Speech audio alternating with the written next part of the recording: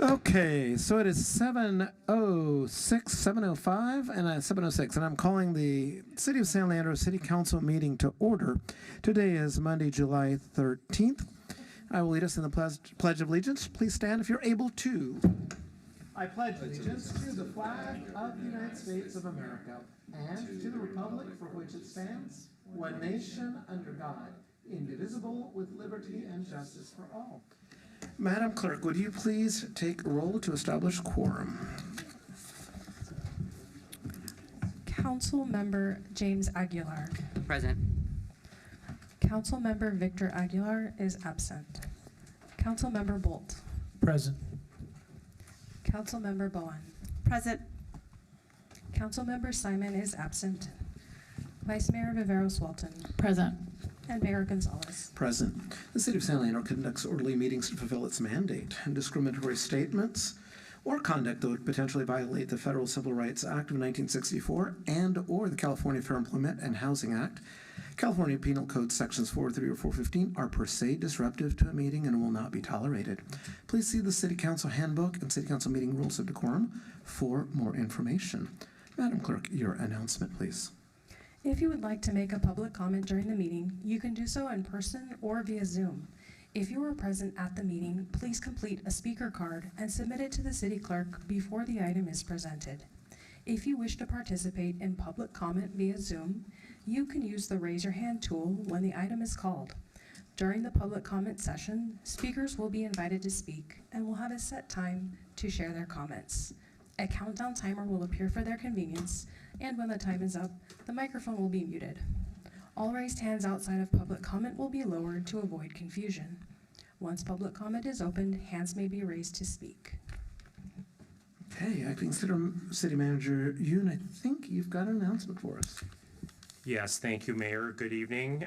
The 4th Annual San Leandro Restaurant Week is next week from July 19th through the 26th.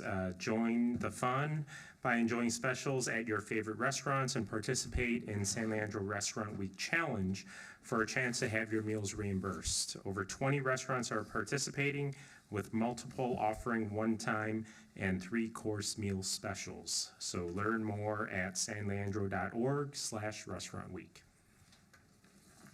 And thank you. So even though it's not specifically a city-sponsored event, we are supportive and collaborative with our Chamber of Commerce. It's important that we support our business community. So with that, I don't believe there's any reportable action on closed session, but I will just turn to my left and confirm. There we go, so that is correct. So let's move on to item number 4, which is presentations. Tonight, during our work session, we've got a couple of presentations. The first one involves AC Transit budget and service updates, and we've got Diane Castleberry and Owen Christofferson here to present and share. And welcome. Good morning. There you go. Good morning. So I'm Diana Castleberry. I'm an external affairs rep for AC Transit. It's my pleasure to be here today. I will talk about essential role of AC Transit plays in San Leandro and the East Bay, alongside my AC Transit colleague, transportation planner Owen Christofferson. We'll also directly address our current budget challenges. AC Transit is a special district serving 13 cities and 8 unincorporated communities across Alameda and Contra Costa counties. We carry more than 3 million riders each month and are governed by a publicly elected board of directors. Nearly 2/3 of our riders are low income, making AC Transit an essential lifeline for all communities we serve. We're proud to have received the top honor as Outstanding Public Transportation System in the United States in 2023. We provide 40 million rides every year, more than 140,000 riders aboard our buses on a typical weekday. And when school returns, at least 30,000 students will depend on us to get safely to and from class each day. In February, March, and April, we delivered our first 3 straight months of year-over-year ridership growth since the pandemic. AC Transit supports more than 5,100 jobs across the East Bay. More than half of those jobs are created outside our agency. Together, they generate over $604 million in annual wages, and they inject nearly $1 billion into the East Bay economy every year. For over a quarter century, AC Transit has led the nation in zero-emission buses. Today, our fleet of 58 zero-emission buses, that's out of some 635 buses, are eliminating any tailpipe emissions from our streets. That leadership earned AC Transit a $40 million federal investment to launch the transit's industry-first zero-emission bus university, known as ZEBU. Alongside Chabot College and Union ATU Local 192, ZEBU will help our employees earn associate degrees while preparing the clean transit workforce of tomorrow. We're making transit more affordable, faster, and safer. On this slide, you'll see the Easy Pass program, which has unlimited rides at deep discounts at participating employers, colleges, and communities. Clipper Start gives income-eligible adults half off every ride. We redesigned 104 of our bus lines last summer under what is called the Realign Network. We have AI-powered cameras mounted inside buses to help keep bus lanes and bus stops clear, improving safety and reliability. AC Transit riders, as mentioned, nearly 2/3 are low income. More than half earn less than $50,000 a year, below the federal poverty level in one of the nation's most expensive regions. 65% of our riders are transit dependent. Service cuts would not be an inconvenience. They would upend the lives of those who rely most on AC Transit. You often hear the phrase, good stewards of public dollars. Simply put, it means making every taxpayer dollar count. This month, we launched the multilingual Fare Required Fare Compliance campaign. Also, a comprehensive California State Auditor review found that AC Transit syncs service well with other East Bay bus agencies. Yes. And our collective real challenges are sustainable funding, not mismanagement. What's more, an independent review confirmed average annual savings of $33 million since 2020. This commitment to making every taxpayer dollar count is why we have a top-tier AA+ credit rating. When the cost of running our bus network is rising faster than revenue supporting it, the result is a fiscal cliff. So what's behind this? Federal pandemic relief funding is gone. Regional sales tax revenues have flattened. And fare revenue growth has slowed. Fuel costs are up 28%, bus maintenance parts have increased 14%, and buying new buses have surged 35%. So you can see it's a bit lopsided, it's not sustainable. We've taken action. In the last fiscal year alone, we tightened our belt by $9 million. We've done this by hiring only for positions that directly support service. We scaled back temporary service staffing, saving roughly $2 million annually. We brought outside professional services in-house, and we're partnering with other agencies to purchase goods and services for less. We've even temporarily restructured payments to our pension plan to preserve cash, so we're making every taxpayer dollar count. AC Transit projects a $200 million deficit over the next 4 years. That translates into a funding gap of at least $50 million annually beginning in 2027. Without long-term sustainable funding, service reductions of up to 16% become unavoidable. The human impact is that potential layoffs would be about 300 employees, and this is our looming service workforce and community crisis. We've been thrown a lifeline, but it's not a permanent solution. It's a state bridge loan, and it's exactly that, a loan, not a bailout, and it must be repaid with interest.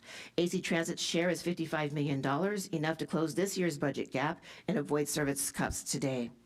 But next summer, the loan is gone, reserves are exhausted, and the funding challenges return. That's why hope now rests with the Connect Bay Area Act. This measure would ask voters in 5 Bay Area counties, including Alameda County, to approve a 14-year half-cent sales tax and then 1 cent in San Francisco. If approved, it would generate an estimated $980 million annually for Bay Area buses, trains, and ferries. AC Transit would receive approximately $52 million each year, helping to protect existing bus service and prevent layoffs. Without long-term funding, our bus network remains at risk.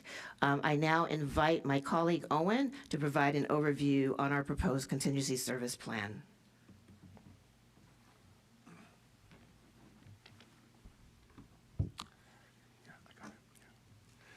Good evening, Council. My name is Owen Christofferson, Transportation Planner with AC Transit. So you've heard from Ms. Castleberry about the local and regional importance of AC Transit as an agency and the folks we serve, as well as the very serious financial challenges that we're facing. So, our strategy and our goal going into this, is plan for the worst and hope for the best, right? So the plan that I'm about to talk to you about, we hope we will never have to use it, but we do need to do that planning work anyway. The board of directors gave us some guiding principles, which included maintaining the realigned network, which is a big network redesign recently completed, minimizing complete service eliminations, instead focusing on span and frequency reductions, restructuring our high-cost services, and proportionally impacting service across our network. AC Transit, we have something called our primary route network, and this is something that we really strove to protect. This includes the lines on your screen here, which are able to be preserved at 15 minutes or better on weekdays. Other lines, which include the 97, we are unfortunately having to make some cuts, but we are able to maintain at least every 30-minute service and service hours at least 6 a.m. to 10 p.m. And within this group of the backbone of the network, 93% of the lines remain unchanged. So for the city of San Leandro, as I said, we're going to have to make some small cuts to the 9, which is going to result in some frequency reductions early in the morning and later in the evening. Line 97 is also unfortunately getting some more significant cuts from kind of 15-minute daily service, 20-minute evening to 30-minute all day. And then there are also some other both hourly frequency and hours of operation reductions that will happen on the other lines serving San Leandro, including the 28, 34, 35, 40, and 93. And if you have some questions about those specific lines, I can give you those details later. The Tempo, our bus rapid transit, and our all-night service are not going to be affected. Just talk quickly about the road ahead, what this is going to look like for the next year or so. On August 12th, 2026, the AC Transit Board of Directors is expected to set a public hearing, which would happen on October 14th. As you all know, the general election is November 3rd. If no new funding is secured, we would have a board meeting on November 8th. Which would result in a kind of a plan approval on December 9th for service changes under this plan of June 13th, 2027. So that's when folks, if no new funding is secured, would see the specific changes. And that's it. I'm happy to talk more about the lines. And of course, we are very interested in hearing the community's feedback about this plan. You can scan the QR code on your screen to submit comments. You can email planning@actransit.org. And to learn more information about the plan, including these specific line-by-line recommendations, you can visit actransit.org/contingency-plan. Thank you very much. And Ms. Castleberry, was that it? Yes. For both of you? Perfect. So in the spirit of your last comment of hearing from the community, what I'd like to do is start with public comment on this item. We'll hear from the public, and then we'll come back for clarifying questions and discussion.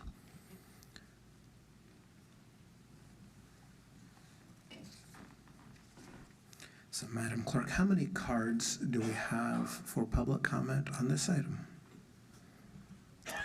Mayor, we have received 2 cards from the community, however, they're not for this item. Okay, and I'm do we have checking. hands online? Checking right now to see if we have any hands raised online. We have 2 hands raised online. Okay, so we've opened and closed public comment in person. We will open public comment online. Thank you.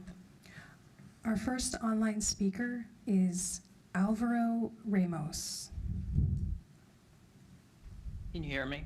Yes. All right. So I wanted to start off with a reminder that our current car-dependent society is not sustainable, and it's too expensive for cities to maintain, and it contributes to increased municipal debt, which is why we need more public resources, and we need to spend less on infrastructure. The United States has the most expensive transportation system in the world, but we have a situation of cars trapping people in traffic for hours, bus stops with no practical bus service, And when I talk about oil shock, it's not really about the gas prices, even though, yes, that is an issue, I acknowledge, especially for households.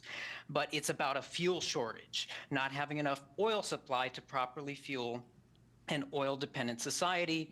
And all the international countries are planning and rationing their fuel sources, but the United States thinks it's the exception to that, which makes us unprepared to face the real consequences. We should be shielding our residents from oil shock with public transportation. And I also have an issue with the creation of hostile public spaces that are unwelcoming and cruel to people. Specifically, you know, at bus stops, you have bus benches that really should be replaced with more comfortable benches that don't slant at an angle because you don't want people sitting on them, or don't have bars on them.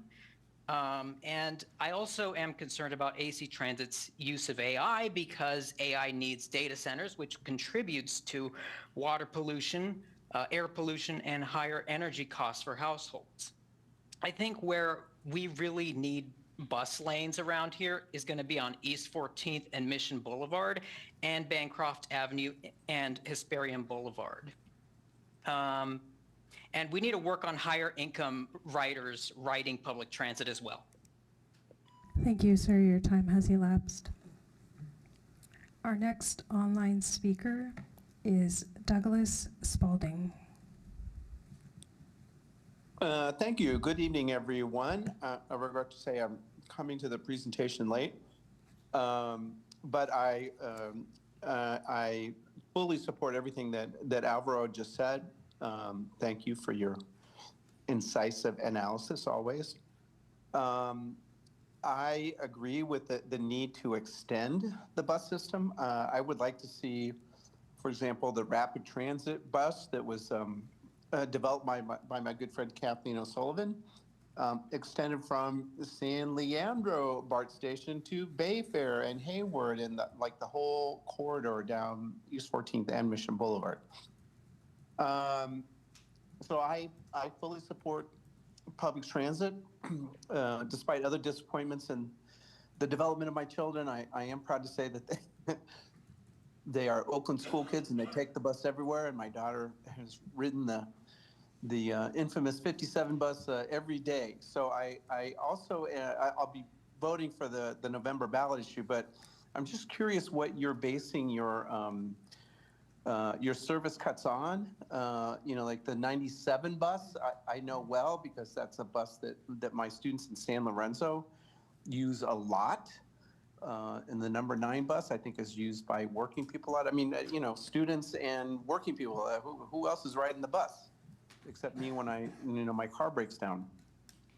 So I'd like to better understand the rationale for those cuts. It does make some sense earlier in the morning, later in the evening, not as many riders, but I hate to see the cuts. Thank you.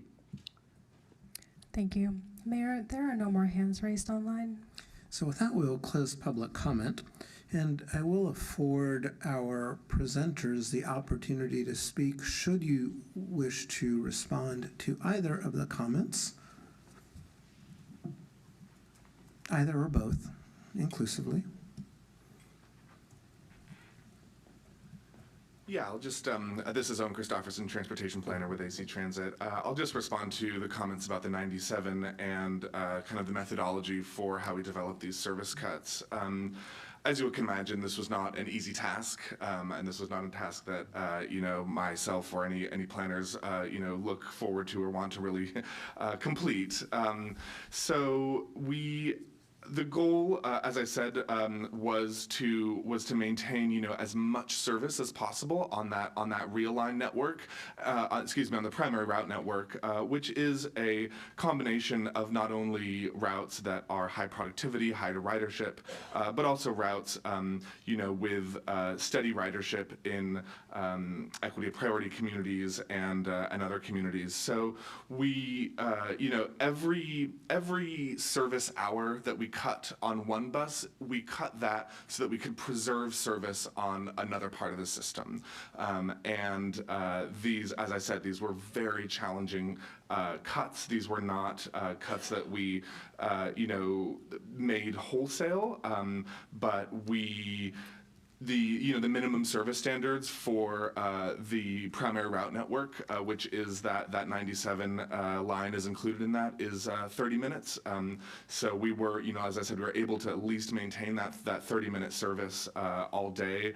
But yeah, just know that every decision that we made around hours was to, really be able to allocate, really even down to just the dozens or the tens of service hours to other parts of the network that needed it just as much as this area. And I also just wanted to, kind of re-emphasize again that this is not a plan that is set to go into effect. If new funding is secured this fall, the Board of Directors of AC Transit will not move forward with this plan. Okay, thank you. At this point in time, we'll go to council members for their questions, comments, beginning with Councilmember Bowen. Thank you, Mayor, and thank you for the presentations. Can we go to the slide before, I think slide 12?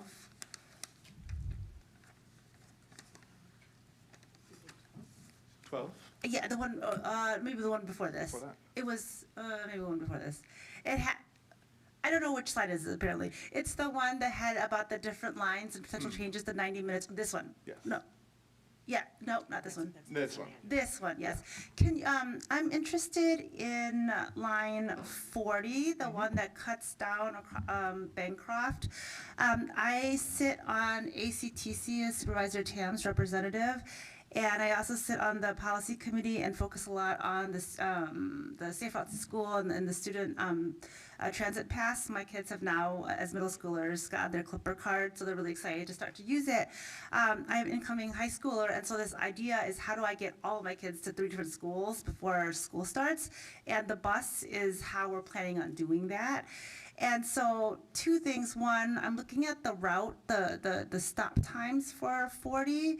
And at one point at Bancroft Middle School, one of the big concerns of at the bus stop was students getting out of school and a lot of kids like running across the streets, jaywalking and just trying to figure out, not paying attention necessarily to red lights. And it was because they were trying to catch the 40 bus. And at one point, I believe AC Transit had adjusted the time to give the students a little bit more time. I just wanted to confirm if that's still the case, because I could be misunderstanding the bus schedule. I think there's a 3:02 and then a 3:22. Yeah, so thank you very much for your comment, Council Member.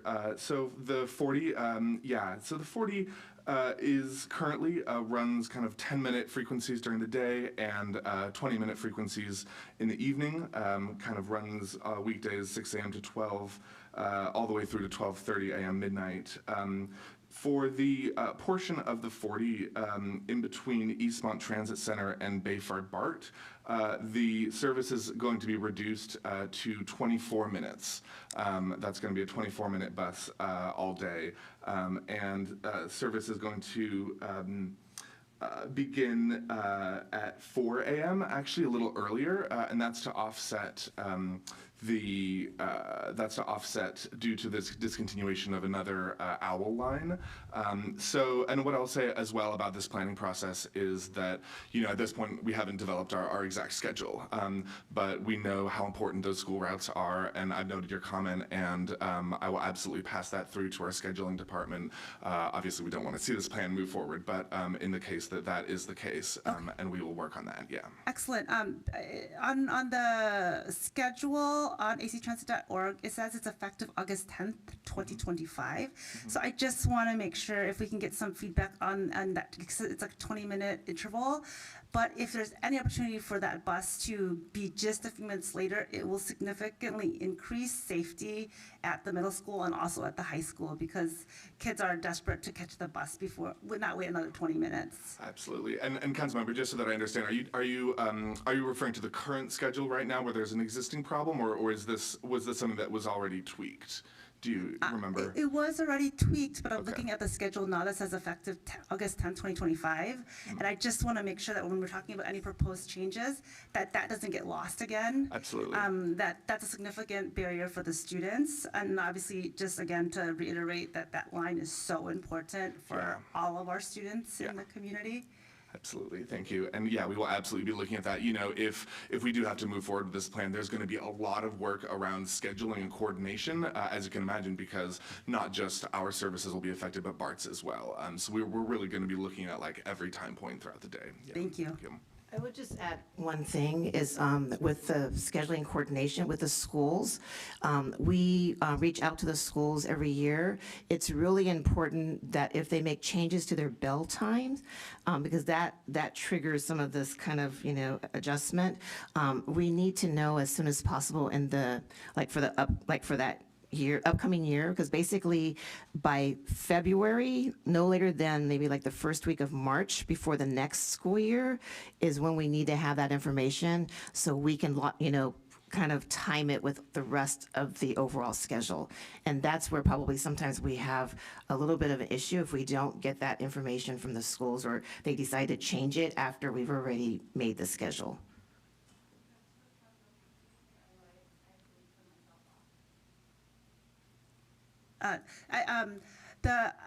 We had spoken with AC Transit Board and then AC Transit leadership and staff as well, and the engineers that actually come out to the middle school.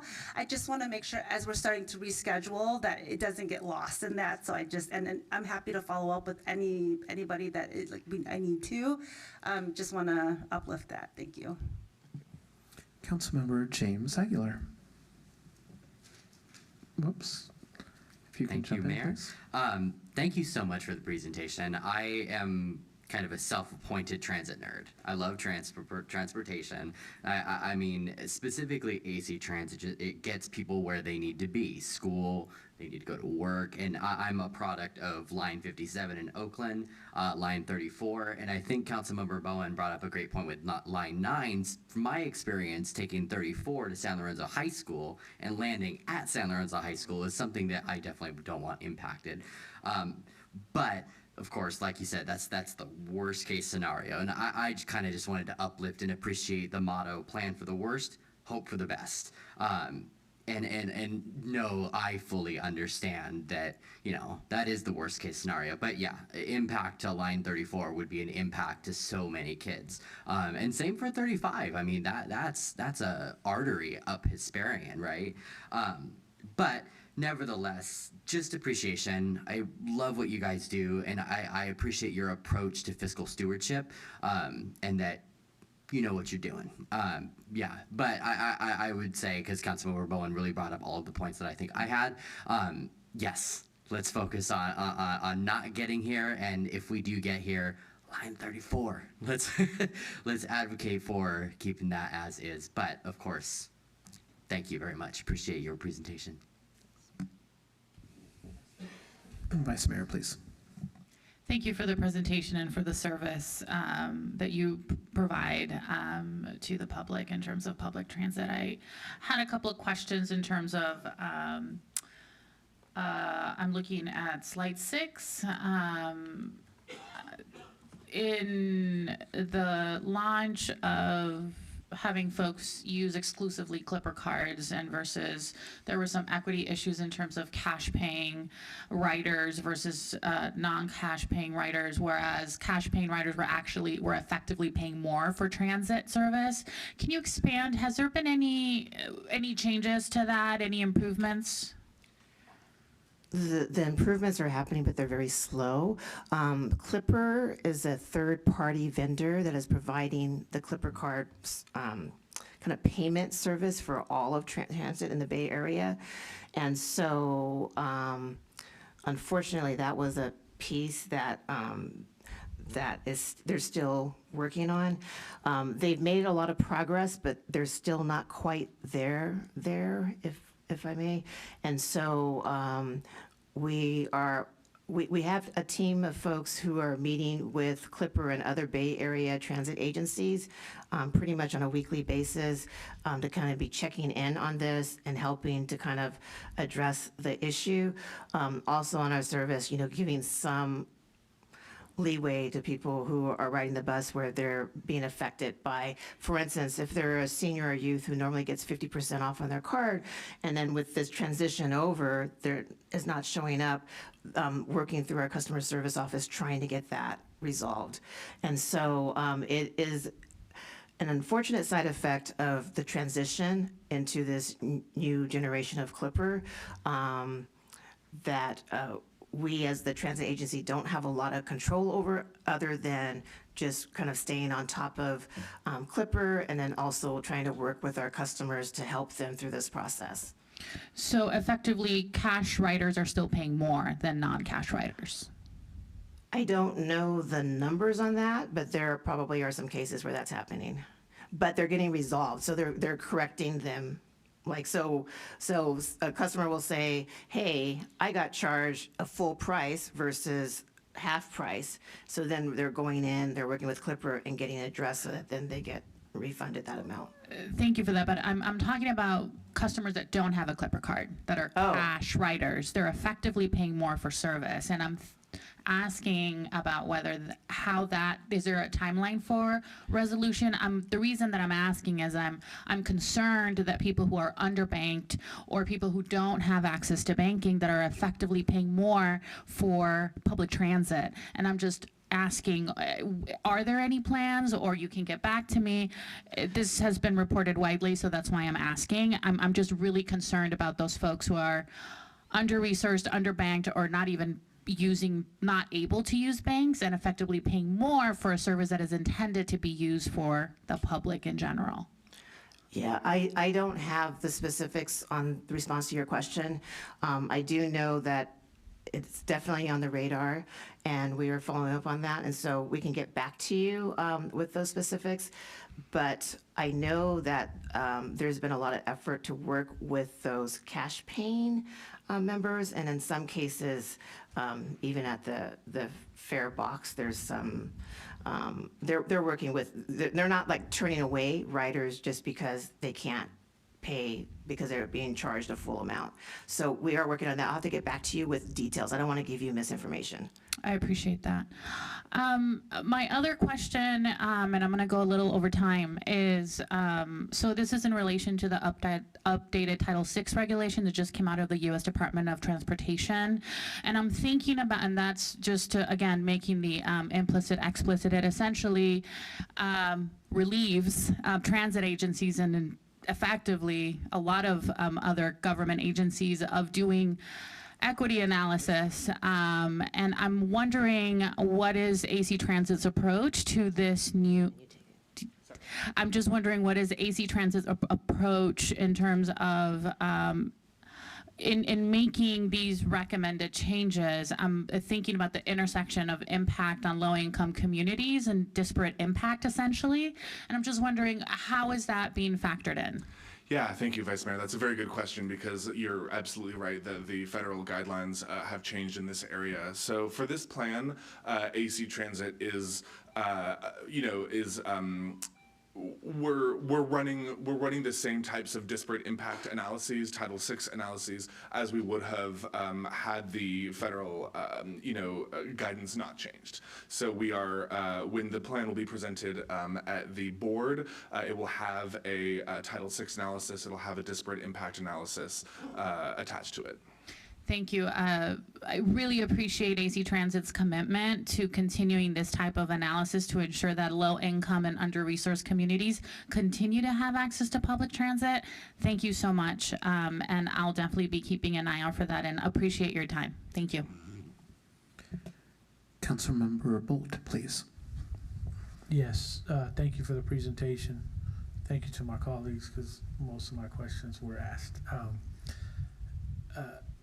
I will say that I am also interested in that, where somebody who gets a Clipper card gets some type of discount, but then someone paying cash doesn't. And I understand the idea is to go cashless, if you will.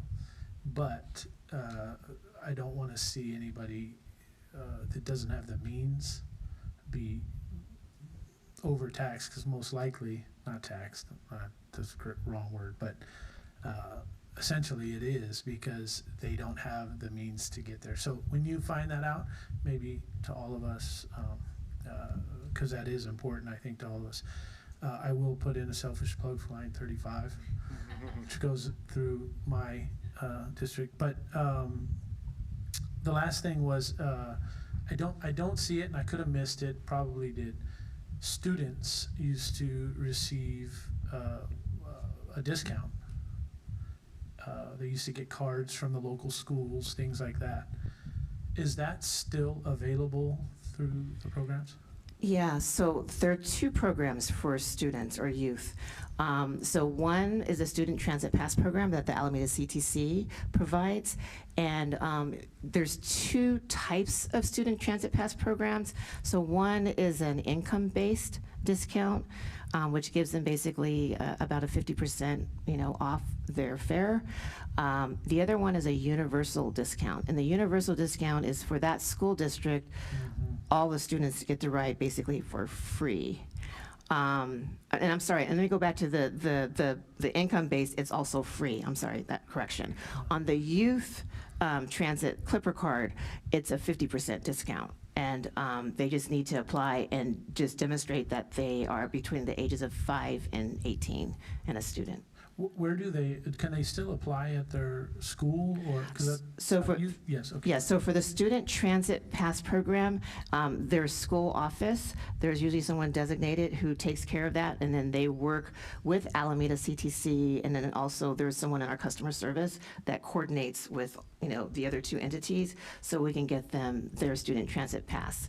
For the Youth Clipper card, they can go to clippercard.com and go to the youth discount program, and they can fill the application online. They can also pick one up at our customer service, or they can reach our customer service and ask them to, send them the link or send them the information so they can get that. And we're also out in the community where we provide the brochures with that information as well. Great, thank you very much. You're welcome. Councilmember Bowen, please. Yeah, thank you, Councilmember Bolt, for uplifting that again. Because I literally just went through this process, and because I sit on ACTC, you can go to the alamedactc.org, and all students 6th grade to 12th grade can get the student pass, and it is free for AC Transit buses. It's 50% for BART. Yeah. So any student from 6th grade to 12th grade in San Leandro, and they just have to apply and put in their number, their student ID number, and then they'll get it. Okay, so for me, a couple of questions. The largest cost component in your budget, what's the largest cost component? It's the labor and, fringe benefits combined. Okay.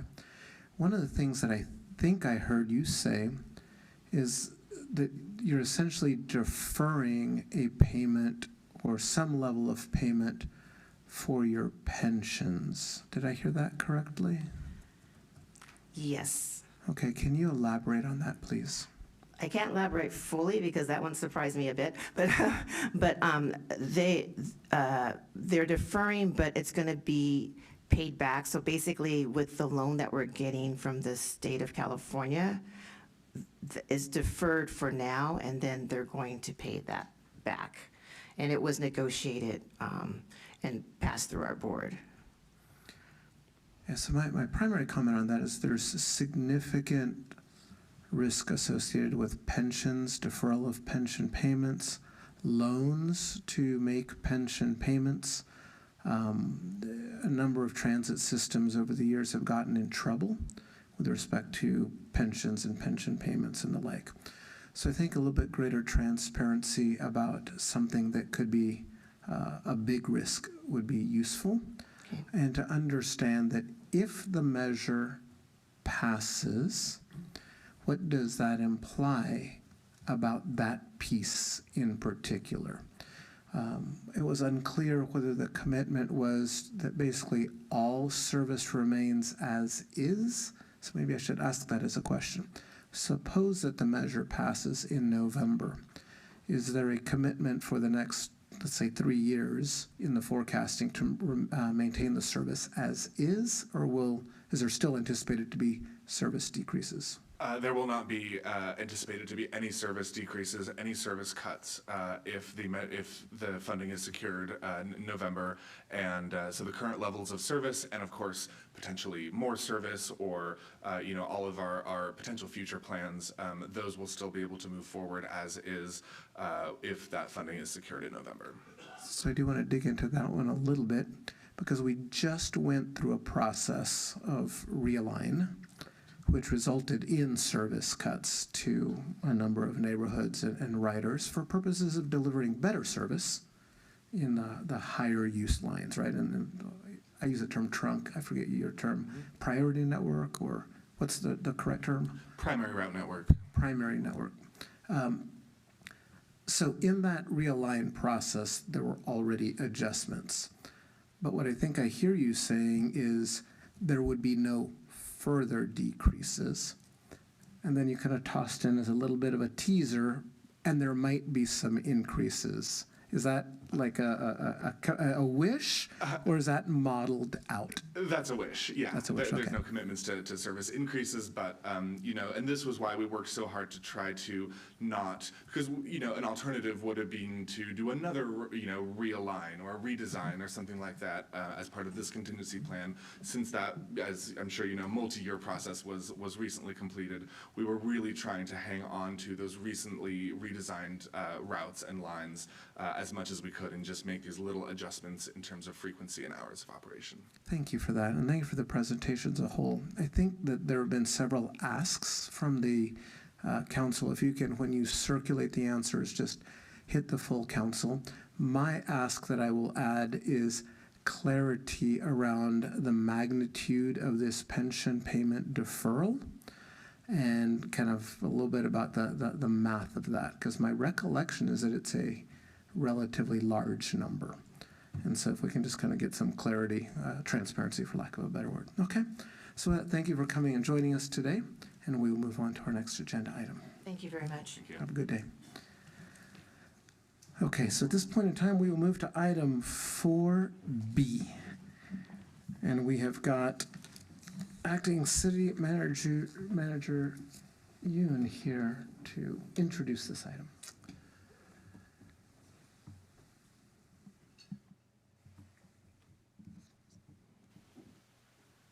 Okay, thank you, Mayor and Council. Tonight, staff will be presenting updates on our 5 priority work plans: quality of life, economic development, public safety, infrastructure, and housing and homelessness. To give you some context and on the history of these plans, the quality of life and economic development work plans span fiscal year 2025 through fiscal year 27. And staff first presented these work plans to you in the fall of 2024. The public safety, infrastructure, and housing and homelessness work plans span fiscal year 26 through fiscal year 28. And staff presented updated work plans to you in July of 2025. You last received updates on all of the work plans at your council annual planning session that was held in March of this year. So we will have various staff present updates to their work plans this evening. We will discuss next steps at the end of the presentation, but as further context, this is an update-only presentation. No edits are being made and no items are being added to the work plans tonight. We will bring forward new work plans for fiscal years 28 and 29 next year as part of your biennial budget process, which will include your annual planning session next year. So we will first start off with the quality of life and economic development work plans, which will cover work conducted across fiscal years 25, 26, and 27. And I will hand it over to Library Director Brian Simons to kick off quality of life. And before you kick off, We've had some discussions internally about how to prepare your questions, your thoughts, etc. At the end of each council priority, we'll come to you for your reactions, any questions, clarifications, or commentary that you may have. Okay, so we'll go. So just be mindful that that may stretch out our presentation, but it will let you be timely to what you are hearing. Please All proceed. right. And just to be clear, after each priority or after each priority section? So after quality of life. Okay, perfect. We'll Then do quality of our- life questions. Thank you. Thank you. Appreciate that clarification. Well, good evening. As stated, Library Director Brian Simons, and I'll be here this evening to present a portion of the quality of life presentation.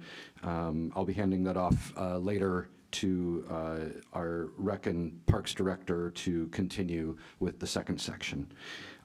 Many of the quality of life priorities that are listed here today are either completed ahead of schedule or they are on track to be completed on time.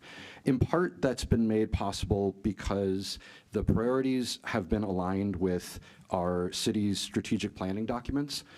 So we've been able to really keep on track that way. That said, many of these quality of life priorities are ongoing efforts, so there's still plenty of work to do. And we're going to continue to do that to continue offering these services. Our first priority is developing and implementing an arts grants program. This was achieved with each objective completed on time or ahead of schedule. Since City Council has generously funded $30,000 for the Arts Grants Program in fiscal year 27, this will again continue to be one of our focuses, even though we've effectively achieved it. Again, it's ongoing. We have to keep up with this. What we've been able to do is establish a proven recurring process annually. We create a detailed budget with the Arts, Culture, and Library Commission. We review and update the arts grants application and process. We hold at least one kickoff reception to promote the grants and also provide opportunity for prospective grantees to get acquainted with the process and ask questions. The library staff then manages the application process and submissions, which depending on the year can range from, we've had as low as 10 and as high as about 60. The ACLC, the Arts Culture Library Commission, grant selection committee then chooses the grantees, and from there the library staff then manage payments to the grantees and the grantees reporting when the project is done. So while this is fairly time intensive, it really does bring some value to our community. We've also identified businesses and sponsors as possible supporters.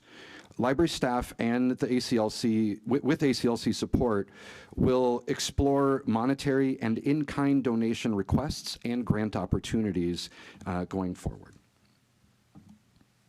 Our next priority is expanding utilization of art gallery spaces in city facilities and establishing partnerships for installations. The first two objectives were recently completed in June of 26, with the third currently on track for completion December of 26. A catalog of possible city owned spaces as gallery spaces was created. It really aligns into two really distinct and separate types. We've got indoor spaces, which are really good for short-term, possibly long-term exhibits, and are really more focused around your wall hangings. And then our outdoor parks and facility ground spaces, which would yield themselves to more long-term or permanent exhibits, which really yield themselves well to large outdoor 3D sculptures and possibly murals. What you're seeing in the images below there, obviously the examples with art hanging are just examples, but also are of spaces that would be of value.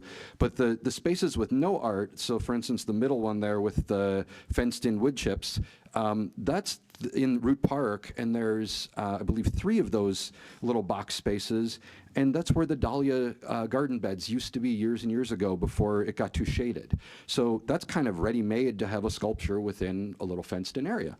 Another example is the facility, the city facility building at Halcyon Park, which is the one on the far right as you look at it, that perhaps city structures like this could house a mural.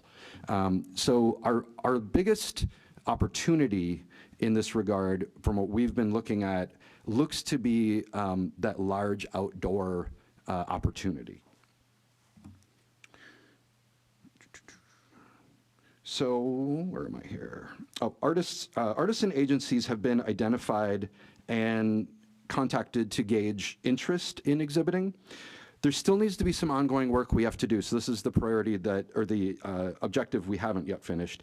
So some ongoing efforts remain to connect artists and agencies to commit to exhibiting.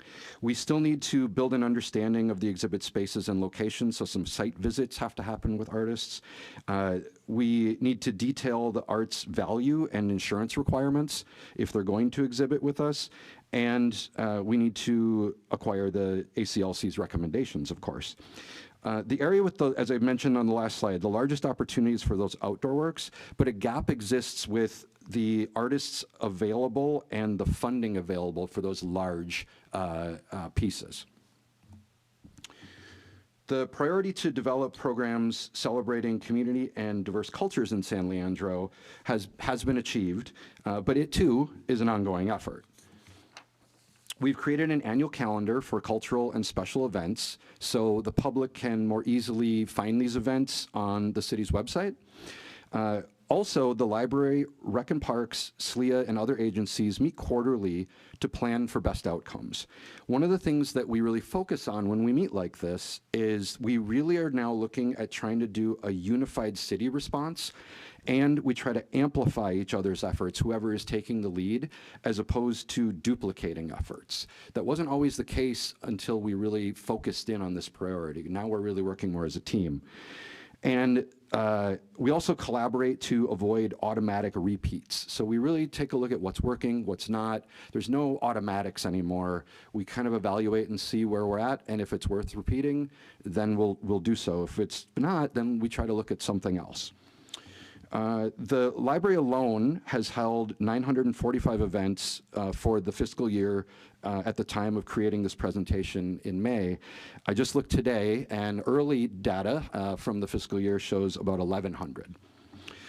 Examples include Lunar New Year, the Lucha Libre Hispanic Heritage event, the Black Choir event for Black History Month, the Fred Korematsu exhibit with Karen Korematsu as keynote speaker, Cinco de Mayo, the MLK oratory event, and those are just to name a few of many, many, many. I could go on for probably a half hour just listing events. We have also expanded utilization of early childhood education programming. And now, as we have done that, we also have to sustain that effort. This focus began December of '24 and was completed in December of '25.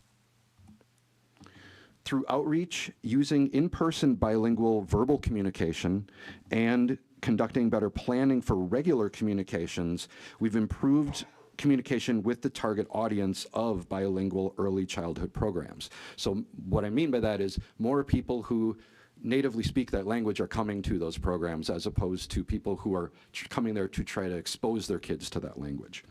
And it's shown, attendance has grown.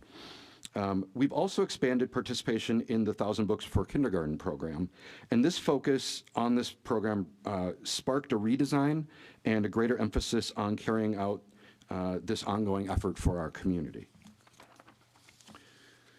Programs like Stay and Play and Lego Robotics, we connected with in-home daycares as well as a lot of other library partner agencies.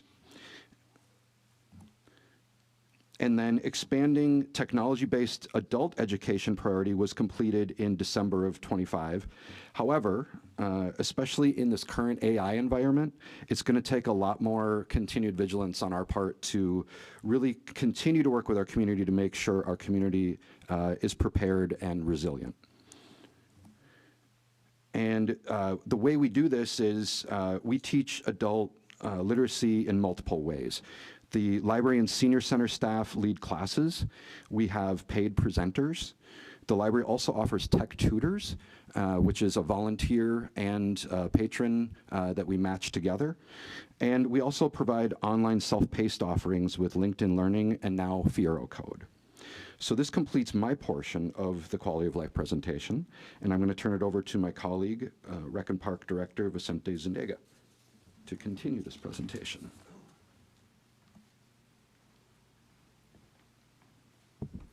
Good evening, Council. Vicente Zuniga, Recreation and Parks Director.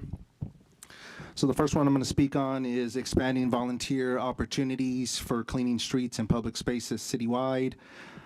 So staff was able to grow Beautify San Leandro into a high-impact program, funding 13 community-led projects and building a network of 600-plus volunteers, while also launching the Trash-Free Initiative.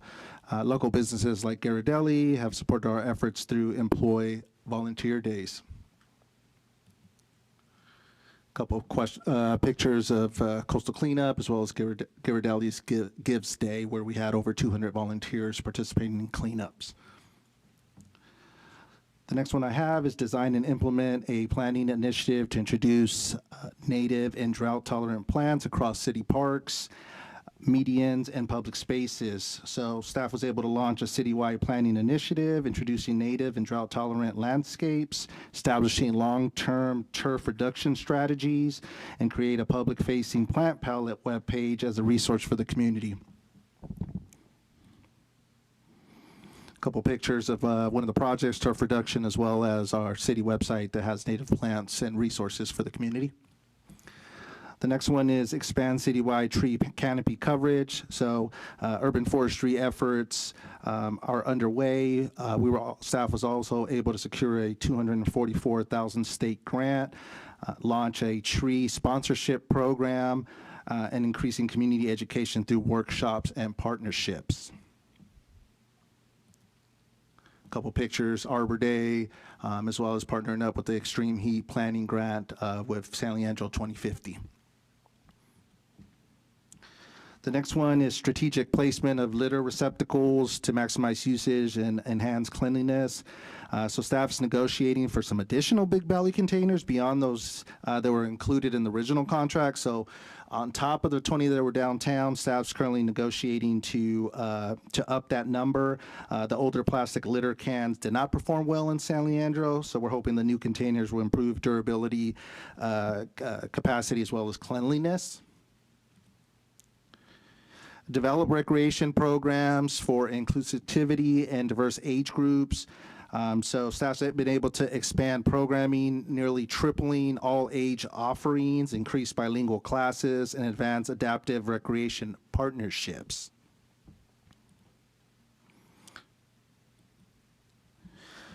Partnerships with local organizations to create accessible and affordable healthy eating options, really focusing on low-income families. So the city was able to invest more than $180,000 in 11 community organizations to strengthen food access and food security throughout San Leandro. These partnerships had helped provide food assistance to approximately 23,000 residents through pantries, meal delivery, grocery distribution, and daily youth nutrition programs, including the Boys and Girls Club Meal and Edible Garden Initiative.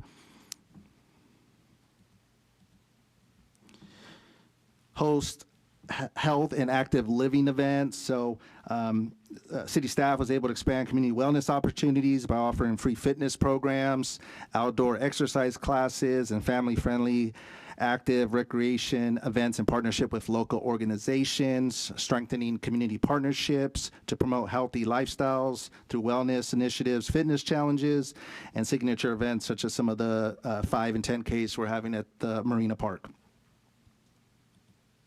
It's a picture of Girls on the Run, as well as free yoga in the park sessions that we had throughout the city. Partner with local organizations for expanded senior services. So staff was able to expand senior education and wellness by partnering with Tech Exchange to provide multilingual digital literacy classes, serving roughly about 97 seniors. Staff was also able to offer specialized caregiver training for Alzheimer's as well as dementia support services to estimated 28 participants and provide valuable education and resources. So the last deliverable that we have on the Quality of Life Work Plan is to collaborate with schools for public use of recreation facilities. So staffs continue to advance negotiations with San Leandro Unified School District to update the Master Joint Use Agreement, to expand community access to shared facilities. Staff has also been working and implementing a new field allocation policy to improve scheduling and maximize field utilization. We've also expanded partnerships with schools, nonprofit organizations to increase community programming, outreach, and participation through community events. And here's a couple pictures of some of the joint use sites that we have. We have a Junior Warriors program. It's robust and really popular, and so that's one of our joint use sites. Gymnasiums with San Leandro Unified School District. So we have leads and different services and activities at some of the joint use fields we have. It's a picture of one of our partners we have with the Girls Softball League. With that, I'm open for questions. Thank you for the presentation on this council priority. We will begin with Councilmember Bowen. Thank you, Mayor. I love all of the priorities and all of the departments, but I will say really love these two. So I'm going to share a few things. I wanted to give one piece of feedback and ask that's going to apply to the entire presentation as it relates to all of the departments. I know we've talked a lot about trying to present the work plans and have them scaffold up to the strategic plans and then the goals that we have. And if we could go back to any one of the slides, for example, collaborate with schools for public use of recreational facilities.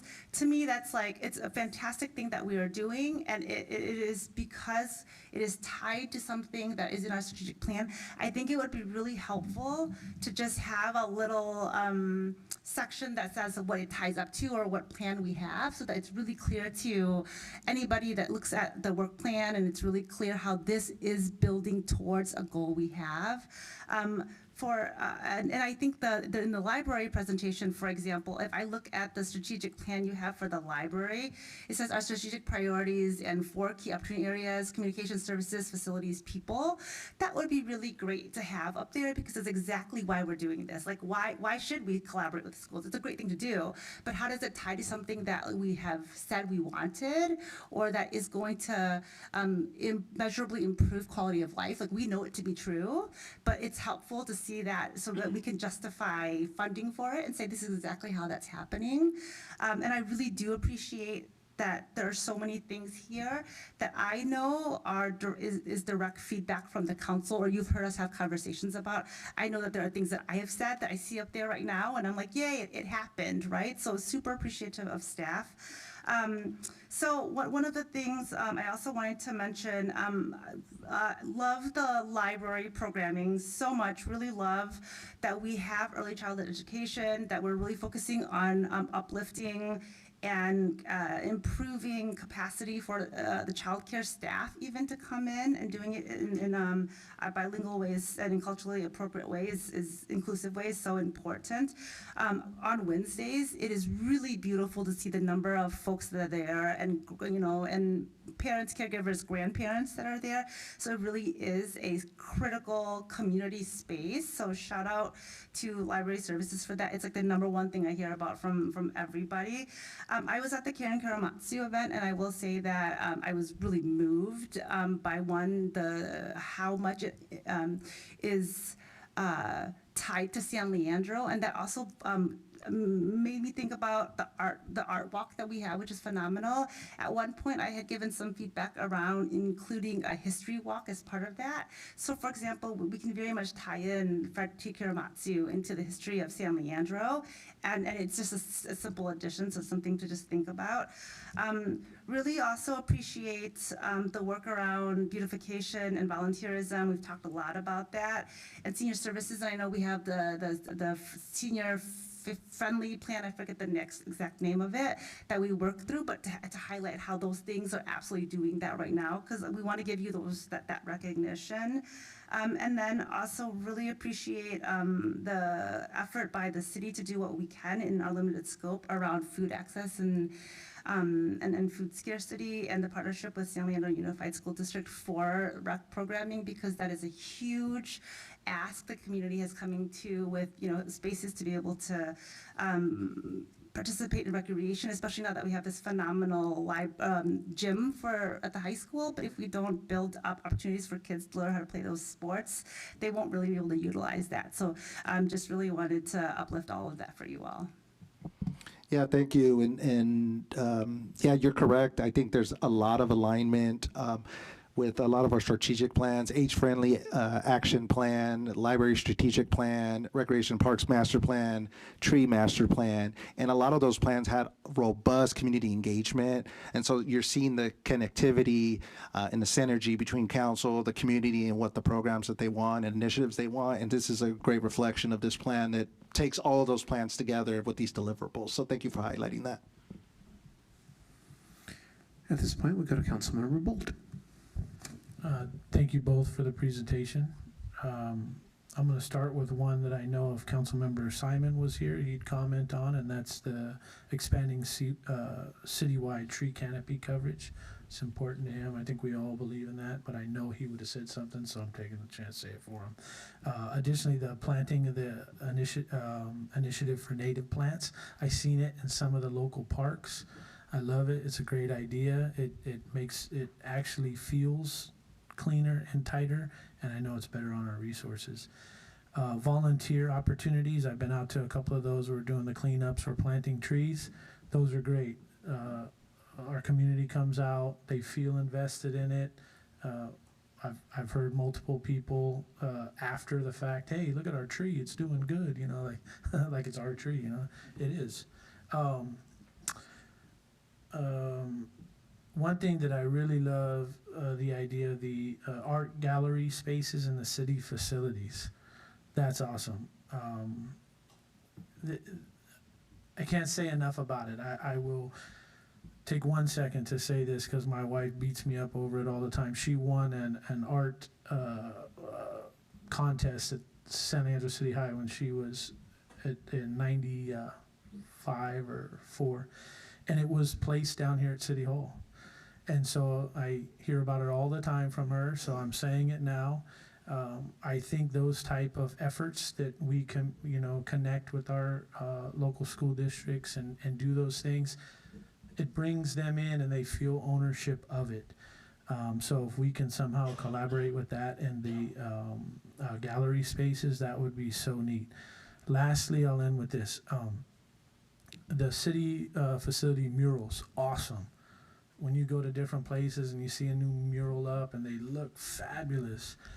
I did want to ask, because I feel like there was some prices kind of thrown around last time, somewhere around the $2,000 mark for the trash enclosure in the downtown area. Can somebody say if I'm way off or I'm close? I see some looks right now like, oh, well, let me back it up a little bit. I'm not sure if that is the accurate number or not. If it's a part of the arts grants, I could check into that to see what the total amount was. If it's the one I'm thinking of, it's the one SLEA applied for and did. Yeah, and it was around the trash enclosure? I think, yeah.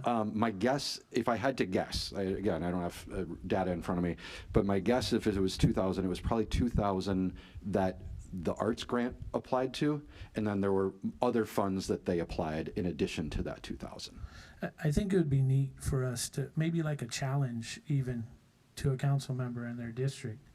Hey, you want a mural up at the Marina Park around the facility, let's get some people from the community to come out, see what kind of money we could raise, what kind of time we could spend cleaning up and helping reduce the costs. But I would love to see more of those murals, especially around the facilities, like you mentioned, for the one at Toyon Park. Or not, no, it's not Toyon. It's 140, Halcyon, 143rd, right. But at the marina, we have a few of those facilities with big walls. It would be so neat to just see a nice big mural out there, butterflies, whatever we can think of. So thank you for all the work that you guys are doing. It makes it a cleaner, nicer place to be. And I know we all appreciate your work on this. Thank you.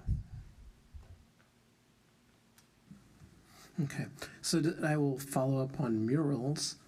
Do we have budget set aside for maintenance of murals? From the arts grants perspective, we do not have budgets set up for maintenance. The maintenance generally, the way we've talked about it with the grantees, has been, since it's we're just funding it and they've secured the space and the rest of the funding for it. The maintenance of it is up to the either the however they structure it, the applying agency, the artist, the owner of the building, but the city doesn't have that responsibility as of right now. Yeah, it's something that I think that we should be thinking about, particularly for the ones that we view as more permanent structures, and budgeting for it explicitly. You know, every 10 years we need to refresh the colors on the mural or whatever the case may be, particularly if it's on a city building. So that's the first thought on murals. When you talked about the arts grants program, I know a lot of energy went into setting up the infrastructure, the process, the controls, whatever the case may be. Now that it's established, setting aside the funding cost for the actual distributions, the grants, what does it cost to run that program? Thank you. That's a good question. Our secretary, who is the assistant library director, spends probably 9 months out of the year working, I would say, a good 10 hours to 20 hours a month on that program.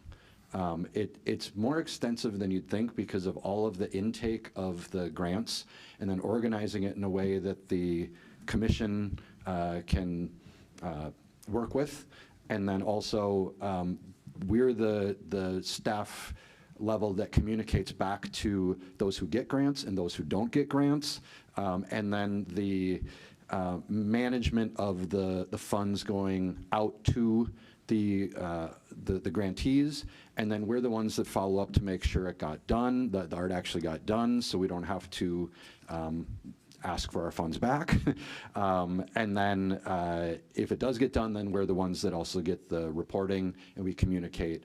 And there's a lot of, since a lot of these folks applying haven't ever done anything like this before, it's a new process for them too, and we really have to kind of coach them through sometimes even the application process. So it's a lot more work than it would seem on the surface. Let's revisit that offline, because I've got some ideas. Events, so we have providers that come in. Do we have some sort of standard fee schedule for what we pay the puppet person or the musician that comes to the library? We do. It's I'm not based asking you on. to disclose it even, but just we do. We do, That's yes. really all that I want to know.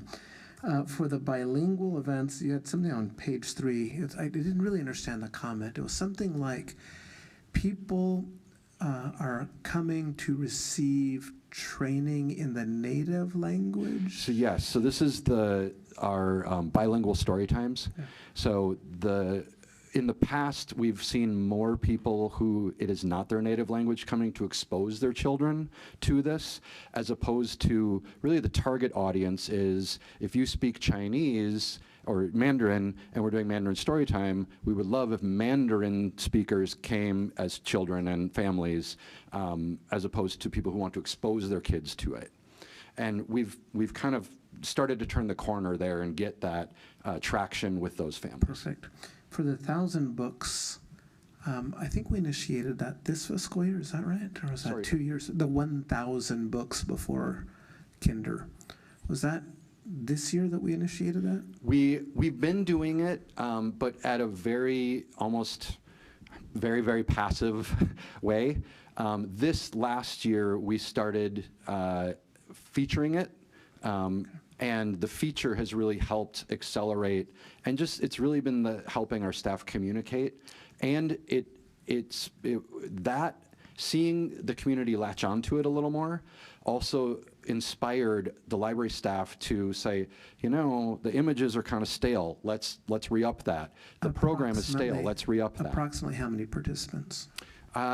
It's hard to I don't mean to evade your question, but it's a running program that you can start at birth and you end whenever you're done with 1,000. I'm more looking So for people that probably are enrolled, not graduates. on an annual basis, probably about 1,000 folks at a time are doing it. Okay, thank you. And then just one more question. Expansion of senior services. Can you put some quantum on that? Have we doubled, tripled? Do we increased by 2 programs? Help me understand what that means. Expansion of services for seniors. I think we have a 15% increase in services for seniors.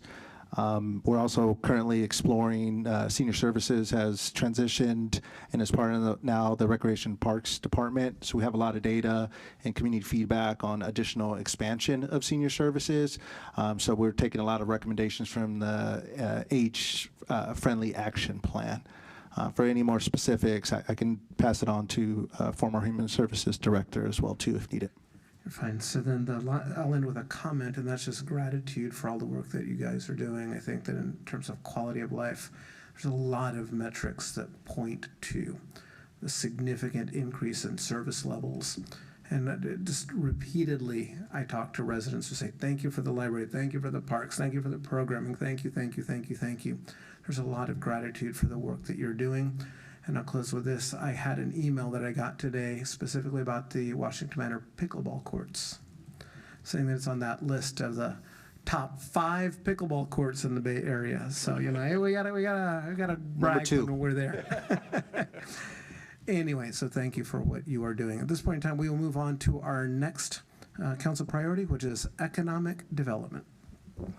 Good evening, Mayor and Council. I'm here to introduce our Economic Development Manager, Katie Bowman. Katie and her team have been the primary leads, and to Councilmember Bowen's point, the basis for this Economic Development Priority Work Plan is the Economic Development Strategy from 2024. So. That's right, and I took a moment to look up, what are our goals for that strategy. So to grow the local economy, expand the image and identity of San Leandro, spur new investment in high-quality jobs, and improve the quality of life for residents. And as we've talked about in economic development, overall goals are to support businesses and the local economy in order to create revenue for city services and programs. And so here in our work plan, we have 6 areas of focus. And the first that we've talked about with you before, to support growth of businesses and target industries, where through our strategy we found that we have a competitive advantage and they have a lot of potential for growth, including what we would call clean tech. We have a number of battery companies, food technology, advanced manufacturing, and what I'm hearing from the businesses they now call hard tech, and biomedical, and more specifically medical device manufacturing. And so in that area, we presented to you a deeper dive in this area on the Innovation Action Plan back in March, and also to begin implementing it, as well as our Retail Attraction Plan. We've made a number of updates to the city website, as well as attractive and really usable flyers that you see here. And under the Retail Action Plan, put retail listings available, and you can see more at sanleandro.org/retail. And most recently, work that we have come to you to talk about is the city brand assessment. and really doing a city place branding project, as you know, and looking at how not just the imagery, but the messaging behind it. And we've been hearing really great things from the community, and we'll be moving from the input phase to initial ideation phase to put together, bring that into concepts, which we will later present to you all in the fall. And then in the long term, the goal of that is to use that in city programming and messaging, as well as in attraction efforts, and even for the community to identify with. Our next area is to support development and update our zoning. And we have worked on this in three kind of key areas: to engage the development community, to hear about their needs, and also to attract development, to work in a number of ways improving our process, as well as to work on updating our regulations, and most specifically our zoning code, which, as you know, oversees development standards. On the outreach side, we held our annual, what we call a broker breakfast, or our development breakfast. There's a picture of that there, and it gets a number of attendees, recurring attendees, to come and learn about opportunities in San Leandro. And also, really, the core of the work in this area has been done by members of our planning team, our building team, the public works engineering team. And so you'll see in the housing presentation, Wayland Lee, our planning manager, will share some other things as well in this area. And I highlight that because not only does it help commercial development, it helps housing development. And so with a goal to help make development efficient and straightforward. And so several concrete things have been set up in that regard, what we call a customer experience survey, where people can provide feedback on service at the permit center, as well as a interdepartmental development review committee, a more formal process to review applications internally, as well as an Acela power users group, which that is our permitting software. And with regards to non-residential zoning, our planning team has been working for the past year with a consultant in this area, and that zoning really we're working off of a structure that was set up in the 80s. And so initially they've been doing a lot of behind the scenes work related to updating the structure, incorporating amendments that have been made over the years for consistency, usability, and next moving into outreach and engagement to try to make sure that it's understandable, includes current uses, is modern, also reflects what the community and council want.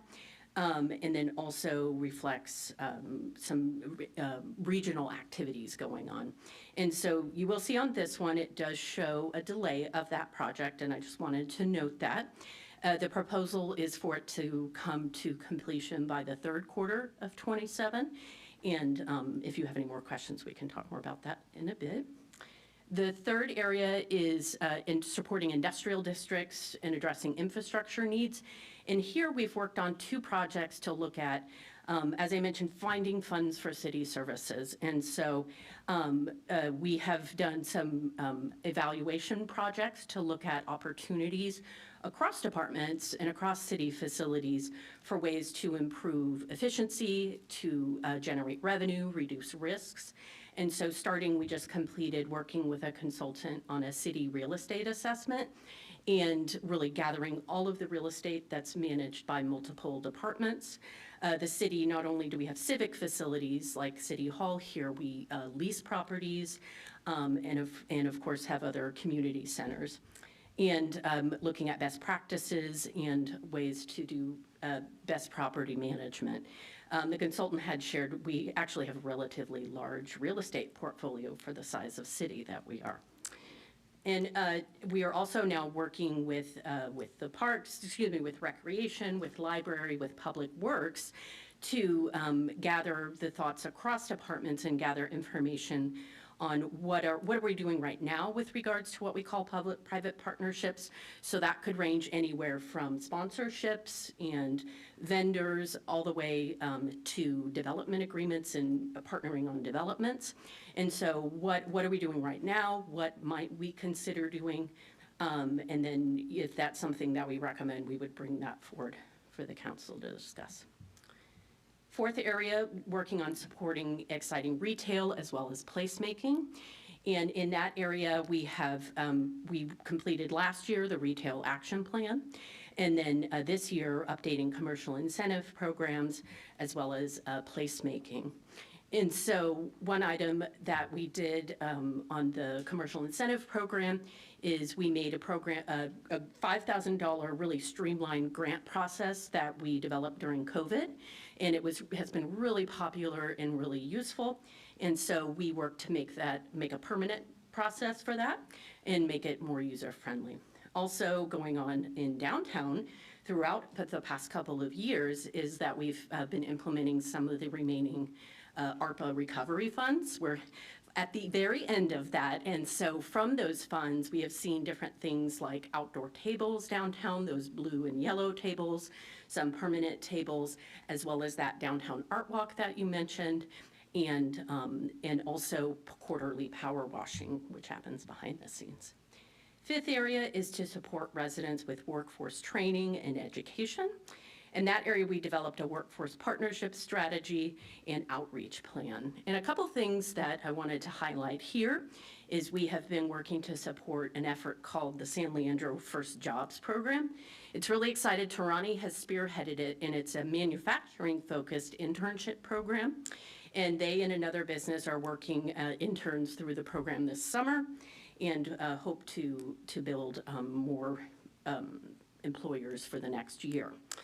And also we do, as Brian Simons mentioned, we work with the Chamber on a number of programs that we support through our annual contract. One of them is the Chamber Job Fair, and we work to amplify their work. Also that this year there were new headshots and all sorts of exciting things.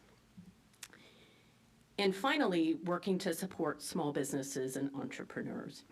And in that area, we have completed a resource outreach plan, as well as updating materials to help make our process more understandable to different types of people and businesses. One key way that we've worked in that area is through continuing monthly free small business advising, which is held at the Chamber and is provided by the East Bay Small Business Development Center, and continuing to work to do outreach to businesses about that, as well as continuing our regular business outreach visits. And our development team, building, planning, engineering, have continued to update flyers and materials, update our Acela system. And also, one final thing that's not on here that was mentioned at the beginning of the meeting is the Restaurant Week, which is also a program that we amplify through the contract with the Chamber to support small businesses and restaurants.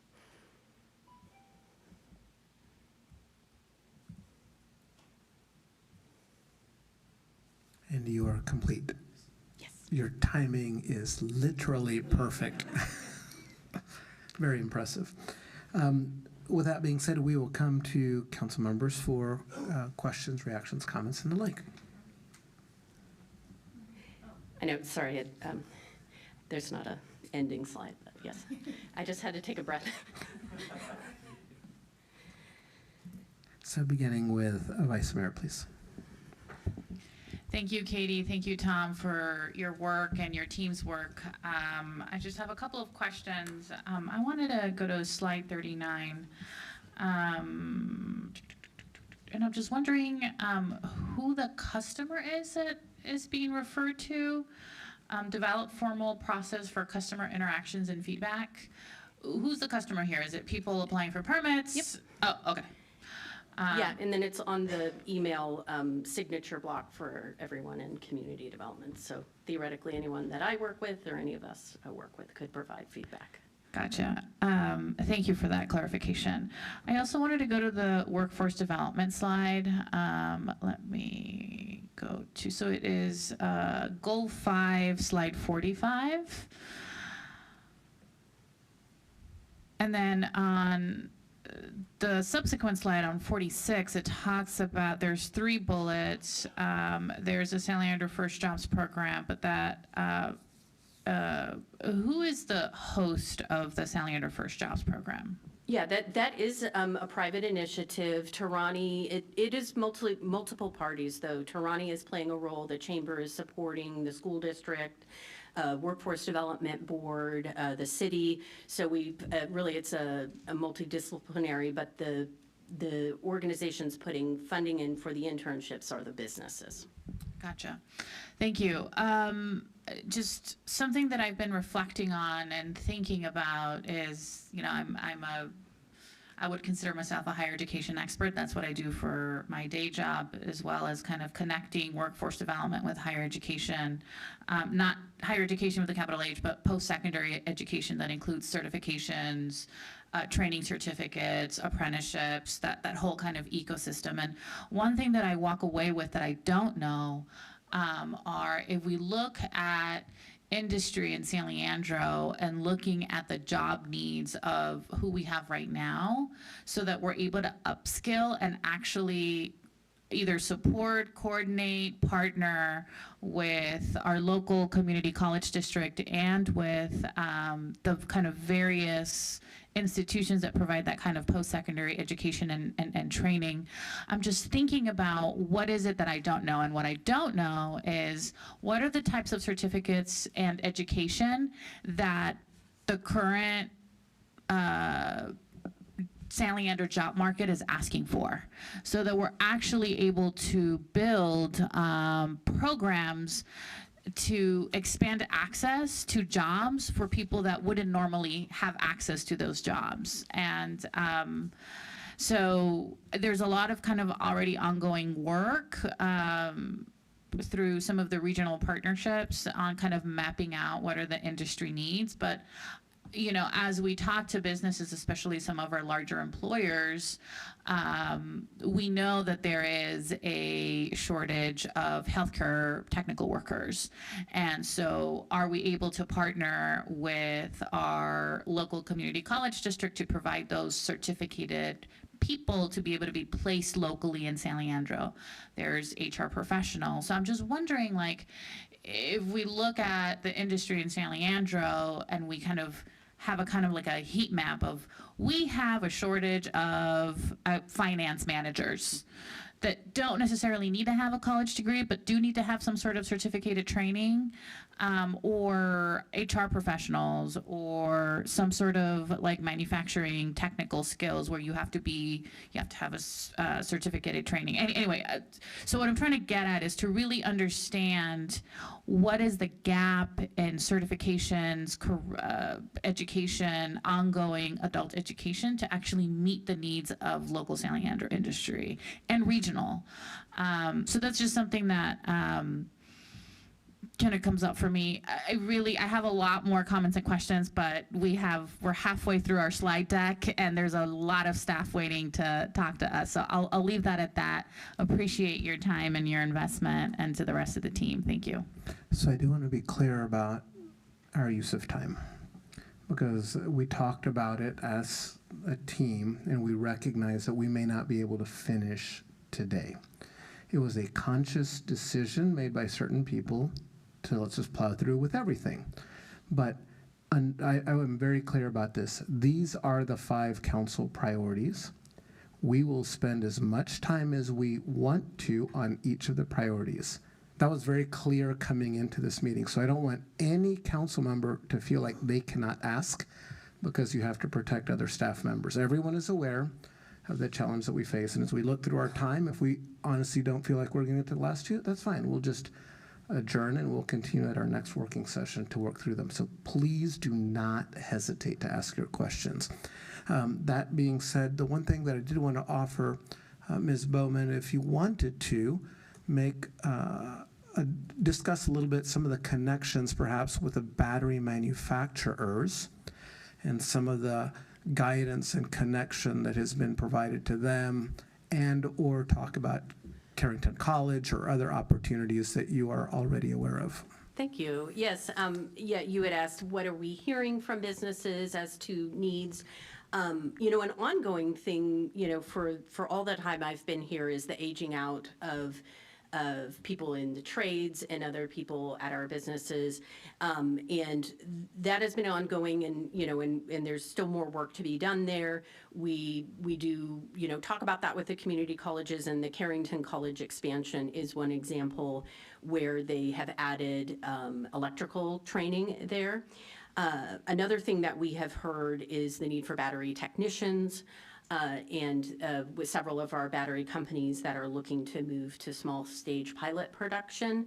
And they kind of do multi-year planning, so we don't see it yet, but they're planning for it. And one, as the mayor had mentioned, there have been some discussions and concepts related to more targeted internship programs or programs with the community colleges and in the high school and things like that. In all of these areas, this first phase that over the past year has really been building those relationships, or, and strengthening those relationships with the providers.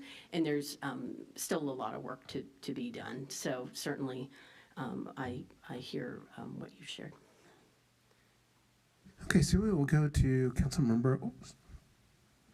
Councilmember Bowen. It's me again. I'm here. And I decided to let Vice Mayor go first because I'm like trying to cue in for everything. I love economic development and I love this department.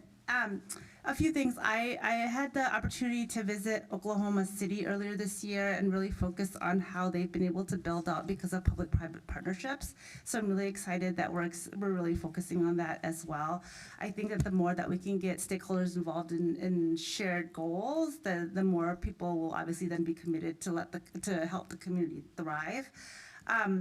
I also cannot talk about economic development without talking about childcare. And so I really appreciate childcare as a economic development strategy, and making sure that when we have businesses here, especially large businesses, that there's also an understanding that if there is no childcare, employees, especially women, will choose to work somewhere else because they will not have a place for their children. So really want to uplift that, and I know that is part of our plan, but that's constantly being part of the calculus when we're thinking about how to build things out. In terms of workforce development, and I actually think about it along with small business entrepreneurship, I really love our focus on that, because one of the things that makes San Leandro so special is because it feels really accessible and small town and vibrant. And I think that that's because we have so many small businesses that we're really trying to support our local economy. And so I know we didn't talk about it in this one, and we've talked about it in the past, but in terms of that support we have for small businesses and workforce development, are we focusing on populations that are less represented, so businesses owned by people of color or women? Also, do we provide that support through the association that we work with to provide support in different languages as well? Yeah, one example that the SBDC advising at the chamber, their advisors have changed a little bit, but at different times we're really working to advocate to have a Spanish-speaking and either a Mandarin or Cantonese-speaking advisor there. So we currently do not have the Spanish-speaking directly there, but they can definitely, through the big network, have access to that. And as always, there's continued work and outreach to that community, to these communities, and into reaching businesses in general in the ever-changing kind of communications and media landscape. Yeah, and you know, the chamber does fantastic work, but I know that there is also just a capacity strain, a constraint.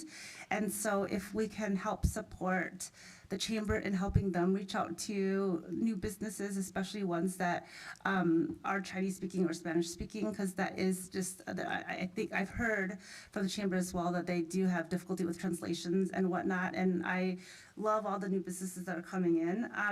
I had one I have to do a plug for District 5, but the corner of Dutton and Bancroft is a really exciting opportunity. I know we have, Levanta was there, and I know that the chef was in here today because he would like to, we'll have outdoor tables, right? And that whole area, there's Chef Chen has left, and then we have the uniform store across the way. But I love that we're thinking about how do we build out these spaces, not just for one business, but for the entire community, and like, what would this look like, and to think through, like, what kind of business should come in here, and how can I, as a council member, or the community support that, because we want it to be a thriving,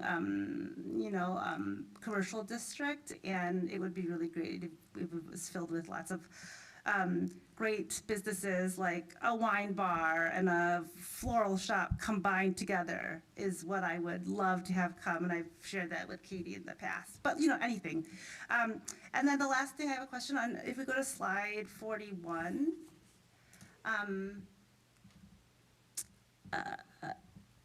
yes, I had a question around evaluate potential for industrial area-specific plan to streamline environmental review and utility infrastructure upgrades, and that's upcoming. Can you share what that means?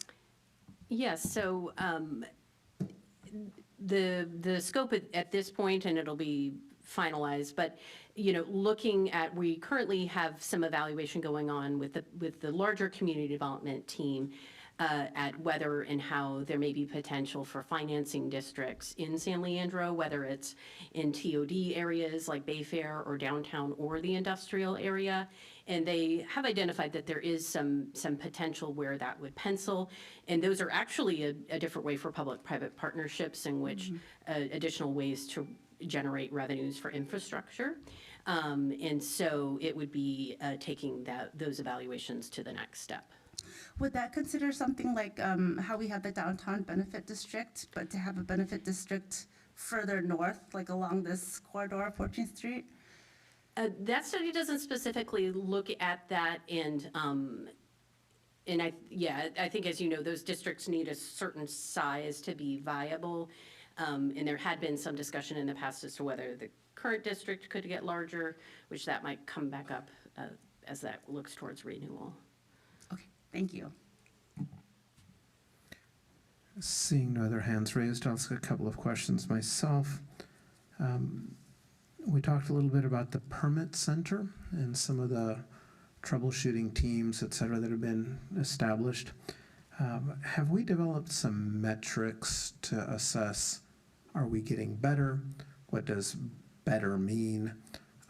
Is that distinguished between small businesses that are getting permits and large businesses? Like, help me understand a little bit when we talk about that, what that could look like or does look like. Yeah, and I may look to our planning manager, Wayland Lee. I think we're very early in those processes, but we do have overall performance metrics for the department for those teams, and I'm not able to quote them exactly right now, but we could pull those for you. So I believe on the plan, looking at how many rounds of review the planning applications make, and they have a goal of a percentage to increase the amount that have the lesser amount, and then on the building review too, they're looking at how many projects have reduced rounds of review. But Avalon can. No, Katie summarized it well, and so we're working on both the overall process because our building team, they are the conveners of many other technical experts, and so we want the overall time to be reduced, not just one group's time to be reduced, because it doesn't make a big difference if other teams are taking a lot longer. So this is a holistic effort between all of the development services teams within the city and our external partners. And what about, I'll call it concurrency of effort, concurrency of review?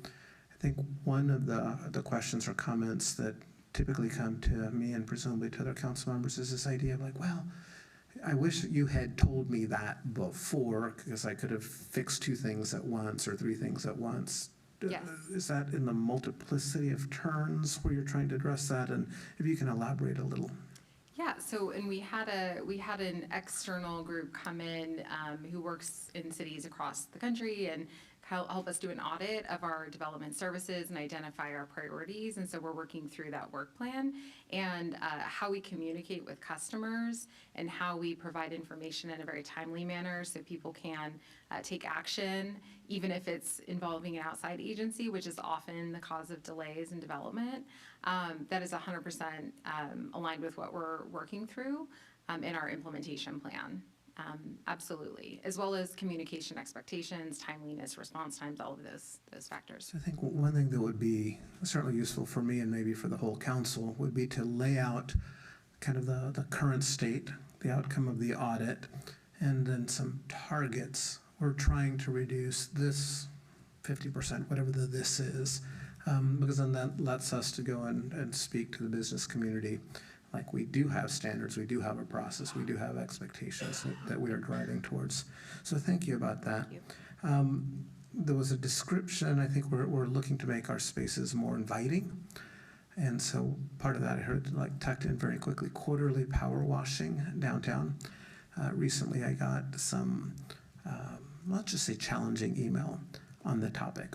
And so I think the question is, whose responsibility is it to maintain a shopping center cleanliness? And then are there objective standards that we can enforce to encourage that to actually occur? In thinking about in private shopping centers? Well, that's the thing, because I think there is oftentimes a combination of the two, public spaces and private spaces that look and feel like they're public spaces, but they're actually private. And so, just if you can talk through that just a little bit, because I think oftentimes in the public's mind, they are intertwined and intermingled. Yeah, and that specific quarterly power washing is at this point somewhat of a limited duration, with some of the recovery funds doing some supplemental power washing on top of power washing that occurs with the downtown district. And that would be, as you mentioned, just in public spaces. So some of the outlots of, say, Washington Plaza, the front is public, but whereas the main building is private. And so it depends on the space, the responsibility, as the pavement, and if it's on private property, is the responsibility of the shopping center, and that power washing is not occurring there by either that one time or the district. And there are standards, commercial property maintenance standards of, and some of my colleagues could get into that in more detail, but. Yeah. I do think that that's one of the biggest complaints that I receive about private spaces, particularly spaces that are not occupied, is the accumulated trash, the graffiti, the dirty windows, and the like. And so helping the public understand through probably website communication or other means, maybe we do some online postings, how, what is within the purview of the city through code enforcement, et cetera, to make sure that all the eyes that we have out there, the 89, what is it, 89.5, 89.9, 89.7, whatever people used to say, all those pairs of eyes that we have out there, that they're not creating well-intentioned but misdirected work, because we're not clear on what we can act upon. And so I think that can really, if we can empower the people to help us drive a cleaner, more attractive community for investment, because that's ultimately what we're trying to do, is attractive businesses. And then the last question that I'll ask has to do with the tracking of businesses that are open. And I don't know if we have some sort of data set, or we have a consultant that helps us understand, for instance, over the last 4 years, we now have more childcare facilities or less childcare facilities. We have more restaurants, we have fewer restaurants. We have more battery businesses, less battery businesses. Something that lets us take what we're looking to do and measure. And I realize that from year to year you're going to get variation, but presumably over a 5-year period, if we are in fact achieving our goal, it's not for the purpose of saying we completed a work plan, but it's really to get the outcome, that we have more of a certain type of business, or that we have more people coming to our restaurants, whatever the case may be. So just food for thought around how we may be able to measure outcomes and not process would be useful. So thank you very much for the presentation and for your willingness to take our input. At this point in time, we will go to, is it PD? Public Safety.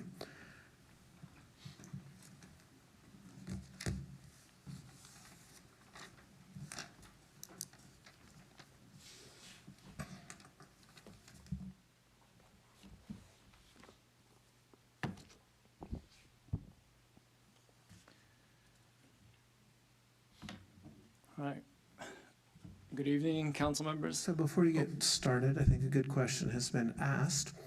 Do we want to take, looking down council roll, do you want to take our break now or after? Well, there's in theory 3 more. What do you think? Take our break now? No, we typically take a break at 9 o'clock, right? In fairness to you, right? I think 2 hours is a good running time. We've been running for about an hour 50. So I want to take a quick break, 7 minutes. So the time is 8:54. Let's come back at whatever time that is. Let's come back in 7 minutes. So we stay in a recess.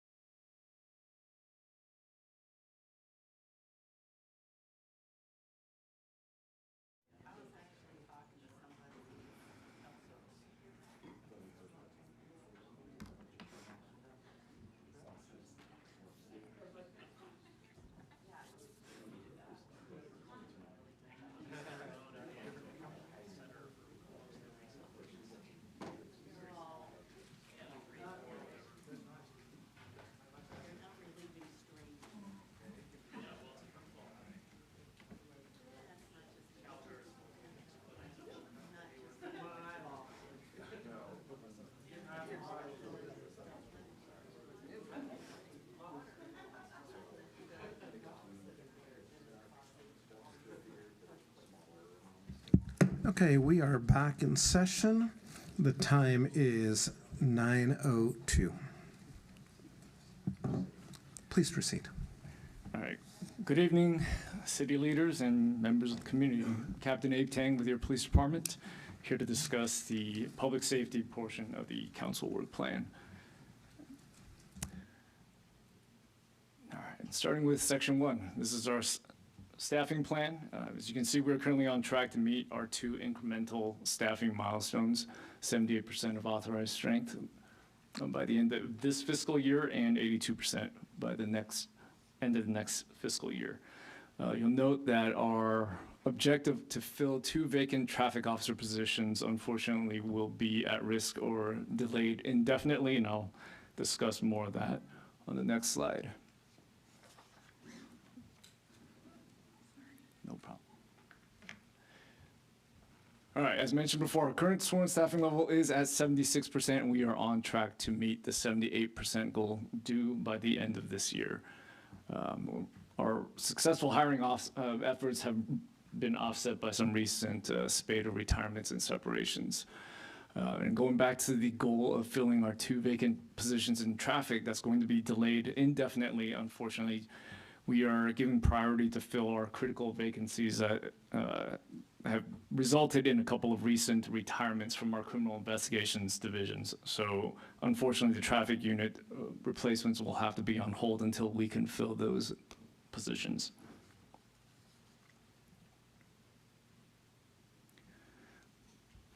Section 2 will discuss recruitment. And as you can see that we have 4 objectives under this recruitment priority, and these are recurring goals that will continue through fiscal year 27-28.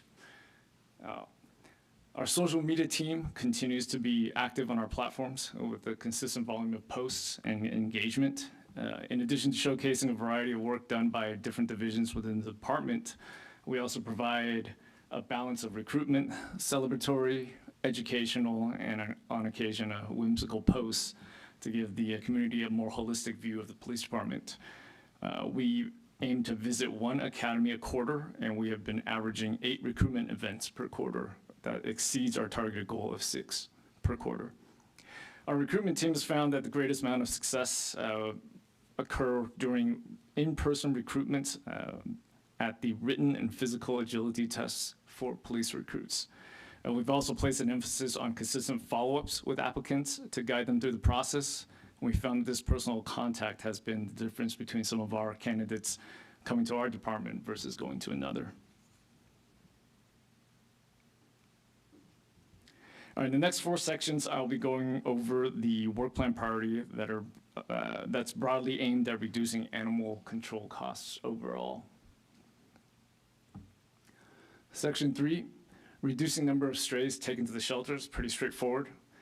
We want to reduce the number of strays that are taken to the shelter either by our staff or by members of the community. So the total number of animals taken to the shelter from January to May of last year, 173. For the same time period of this year, that number currently stands at 151, which is a 13% reduction. And in the next section, I'll go over how we've accomplished this reduction. So shelter diversion strategy. So we're progressing in each of our strategic milestones under shelter diversion. We have increased the time that strays are kept at our temporary shelter at the courtyard for up to 24 hours, thereby increasing the opportunity for reunification with owners. We've increased our social media messaging to the community to direct strays to the police department instead of taking them directly to the shelter. We've also hosted our Pawcella pet microchipping event. And now, while this recurring goal is still progressing, we've reduced it from being an annual event to every other year.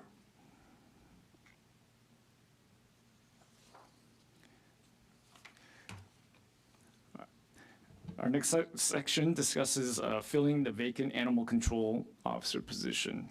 So as you can see, we've completed 2 of our goals in this section, but 1 goal is very jarring in red, and that we are recommending to discontinue, and that being the internal selection of an animal control officer. And I will discuss this more in the next slide. So we've transitioned away from having just a single dedicated animal control officer to ensure broader coverage and increased enforcement of animal control issues throughout the whole work week. All of our police service technicians are now trained in animal control laws and related municipal codes. And this starts during their field training period for any new hires.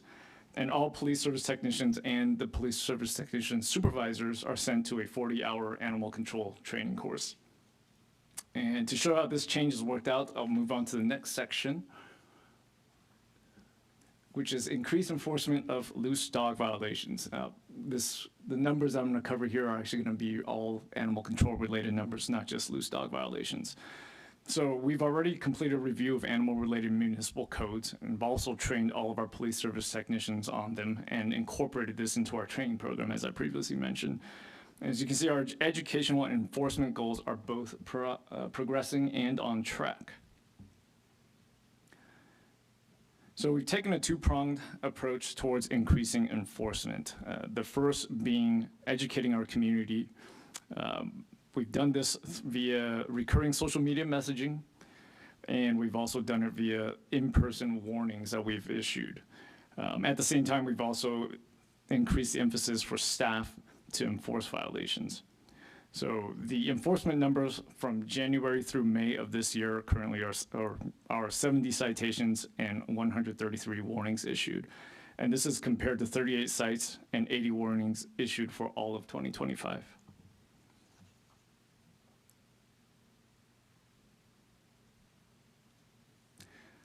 Section 7, ensuring strong community engagement.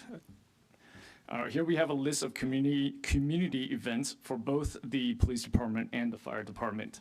And this, of course, is not an exhaustive list of all of the events that both departments participate in. These are just the ones that have been prioritized in the work plan. And I think I can safely speak for both Chief Crines and Chief Bowie that, both departments firmly believe that building and maintaining a strong relationship with our community is foundational to any success that we can claim. And these pictures are just a small sample of the various events that we have. We have the National Night Out, we have Santa at the Firehouse, and a food and toy drive by the fire department.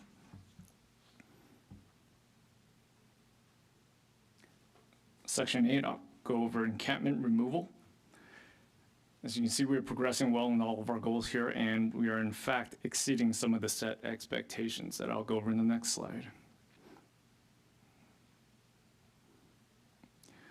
So,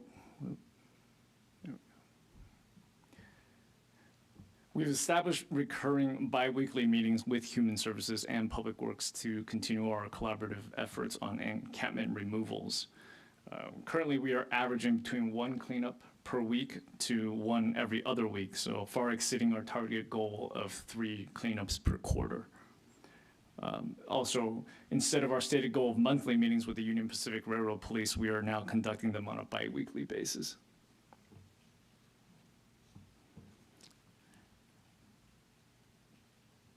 And for the final public safety section, emergency management, I'd like to bring up Emergency Services Specialist Libby Bestman.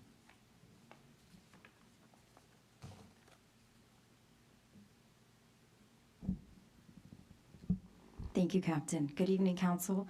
I'm Elizabeth Bestman, Emergency Services Specialist. Emergency Management has 4 projects. Annually host a wildfire preparedness and defensible space workshop, host an annual Community Emergency Response Team, CERT, update the local hazard mitigation plan, and update our emergency operations plan. I'm excited to share our local hazard mitigation plan is out for public comment and closes July 24th. After it closes, we'll make the appropriate updates to our draft, send the draft to Cal OES and FEMA. Once the plan is approved, we'll be able to update our emergency operations plan.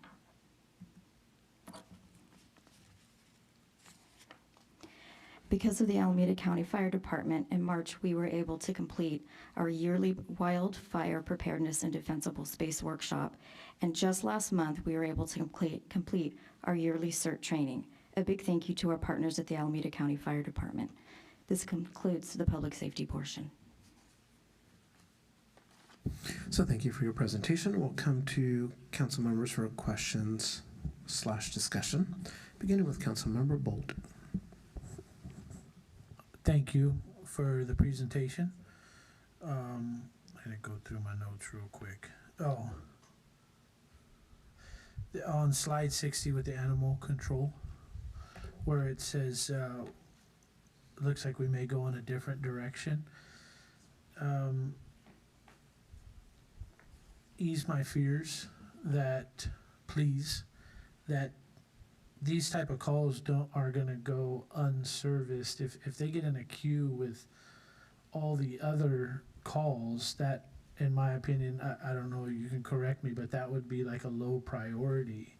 So when we had the animal control unit personnel, that's what they dealt with. But in this case, it sounds like that won't be the case. It'll be in a queue. Is that true or false? That's just what I feel.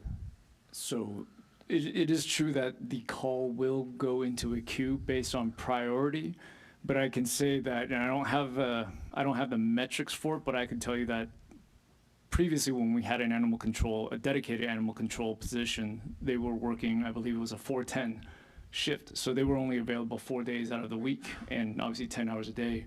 Whereas with transitioning to having all of our police service technicians being trained in animal control, now it's 24 hours a day, it's 7 days a week that we are able to. Now, granted, they do have other responsibilities, so sometimes the animal control, we'll call them maybe the lower priority ones, will wait, but we found that ensuring a broader coverage throughout the work week is able to allow us better services, and actually it provides a lot of the employees with better confidence to be able to deal with these issues because they've all been trained since the inception of their employment all the way through attending a 40-hour course. So they're all equipped and ready to deal with these issues regardless of the time of day or the day of the week.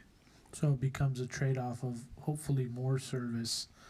What would we do if somebody called when the animal control unit was not on duty? Would that then fall to the officers on duty? Yes, and it would largely depend on the acuteness of the call. If it's something that requires, let's say it's a vicious animal in the process of attacking someone, officers will respond. Actually, that would still be the case currently. Right. But if it was something that, if we didn't have a police service technician on duty, that would fall to an officer, and that queue would be even longer than it is currently with the animal control responsibilities falling to the PST position. Okay, so hopefully we're open to trying this out, see how it goes, and then maybe pivot. But maybe it's a good thing. Maybe having all of them available, like you said, can elevate the service that we had. I don't know. Well, and to kind of augment the police service technicians in terms of their duties with animal control, one of our supervisors, 1 out of 2 of the PST supervisors, actually was our former animal control PST. So he's also taken on the position of conducting follow-ups when there's more in-depth investigations that have to be conducted. So in terms of that, there's not much of a drop-off. We still have, and he works a 410, so we still have that expert, so to speak, that is available during those hours. But now it elevated everybody else's competency and confidence in dealing with animal control issues. Okay, thank you. The next thing I have is we've already established a biweekly coordinated meetings with Union Pacific. I think it was slide 67. I like this idea, but who's in those meetings? Like, who's a part of that meeting? Currently, it is spearheaded by our we call it the homeless czar. It's not an actual position. That's just a title we give him for Lieutenant Robertson, and he meets with his counterpart from the Union Pacific Railroad Police. So the idea is to get help and not just clean and move. Well, as you can see in some of these slides, well, on the bottom slide, a lot of our encampments happen to be on Union Pacific Railroad property. So it's more of a coordination and collaborating with them. While it is their jurisdiction, but we also know that their staff is not readily available to conduct these cleanups as ours are. So, instead of having our community wait an exorbitant amount of time saying, hey, that's just, UPR's jurisdiction, this kind of helps us coordinate that, hey, we know that this is there. I know you guys can't. Can you guys get to it? You can't. Are you okay if we take lead on this? Okay. So it's more of a just communicating, collaborating. And then we follow up with hopefully the Human Services Department, and we try and get as much help out to them as possible. Yeah, so these responses are all coordinated. So we also have biweekly meetings with Human Services as well as Public Works. So, it's a multifaceted approach. It's not, we're not just spearheading it just with the police department. We want to offer services whenever possible, whenever appropriate, as a first resort to help people at least maybe find temporary shelter versus just, hey, posting the 72-hour notice and saying, we've tried everything, but now this is turning into a public hazard. Thank you. Thank you for all the work you do. I know it's not easy. Thank you. Councilmember James Aguilar, please.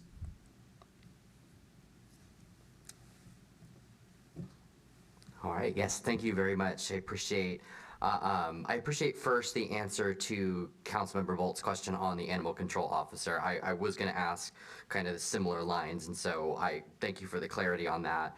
My question is mostly around community engagement and outreach, but first to comment on that, I definitely have seen in the last couple of years a big push on social media, and I really appreciated what feels like a more human approach, right? And making PD just, I think you said it earlier, kind of changing how we see PD, the image of PD, and I think that that's working really well on social media. And that goes with recruitment too, making San Leandro Police Department look like the place that we need to be, that you should come to, right? And so I want to appreciate that. My question is about the one thing that I see missing here, and that's outreach and engagement with public schools. And so can you talk a little bit about what PD has done to reach out to schools and engage with schools in our community? Yeah, so there was definitely obviously a large drop off when the school resource officer program was canceled. So that really limited the amount of direct interaction that we have. I know that our recruiting sergeant, actually Sergeant Watson, has still gone onto school campuses after notifying them and trying to participate in certain speaking engagements, so that we still have contact with the schools, but we don't, and we also do some of our recruiting at local colleges as well, as we know that, obviously people getting ready to enter the job market is probably a good source of potential applicants. So those are definitely activities that we still engage in terms of engaging with our schools. Totally. Thank you. Yeah, I would love to see us push in a little bit deeper. High school is a great pathway too. I mean, I went to San Lorenzo High School where we had the Sheriff Explorer program, and San Leandro High had something similar. I'd love to bring some of that back. But I think that that's my only question, because that's something that's really important to me, and also appreciation for the work that you do. It is not easy, and so thank you very much. Thank you. Vice Mayor, please. Thank you for the time and attention and to putting together such a thorough presentation. Thank you. I have two main questions. Second one is on emergency management, so just on deck for that. I wanted to, one priority that had been elevated several years ago was around the hiring of a data and crime analyst. And I'm just wondering where that is. I think tracking our data, but also, sharing it, and just, is it fully staffed? Is it staffed at the position that it was budgeted for? I believe it was 2 FTEs, or is it 1? Can you clarify? So I believe we are authorized for 1 crime analyst and 1 management analyst. Okay. And currently we have the crime analyst position staffed. We did, not too long ago, we had the management analyst position understaffed with a 2nd crime analyst. Unfortunately, that 2nd crime analyst was released from employment. So that current position is vacant right now. The crime analyst or the management The analyst? management analyst that was being understaffed by a crime analyst. Gotcha. Underfilled, I should say. Okay. I know that that is something that continues to be elevated just in terms of tracking and benchmarking our numbers across the community, just in terms of our public safety numbers. I'll transition over to emergency management. What is an emergency operations plan? So, when something significant happens, big earthquake, large fire, COVID, all significant, slow moving, fast moving, this is how we're going to operate as a city. It's not specific to the Emergency Operations Center. It's not specific to an incident. This is going to be guiding our city. Okay. Thank you for that. Anyway, thank you. My next question is around the hazard mitigation plan. So the current comment period is currently open. Yes, ma'am. When did it start? July 14th. 14th? Today's the 13th, so No. probably Monday, whatever Monday was. This Monday? Yes. Okay. So it just started? Yes. And it ends? The 24th. I think that's what I said. Oh, it's only a 10, like Then the start date's wrong. Okay. We closed the 24th, so has to be the 10th.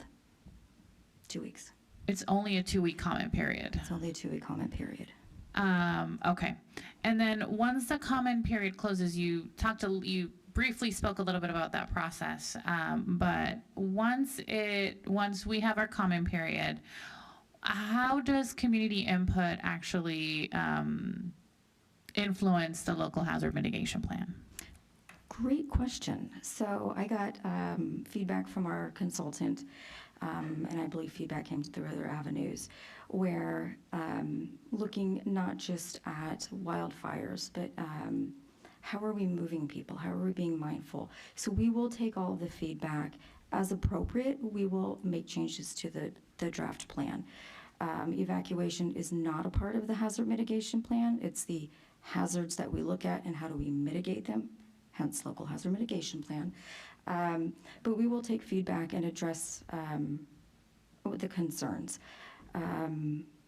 mindfully, obviously.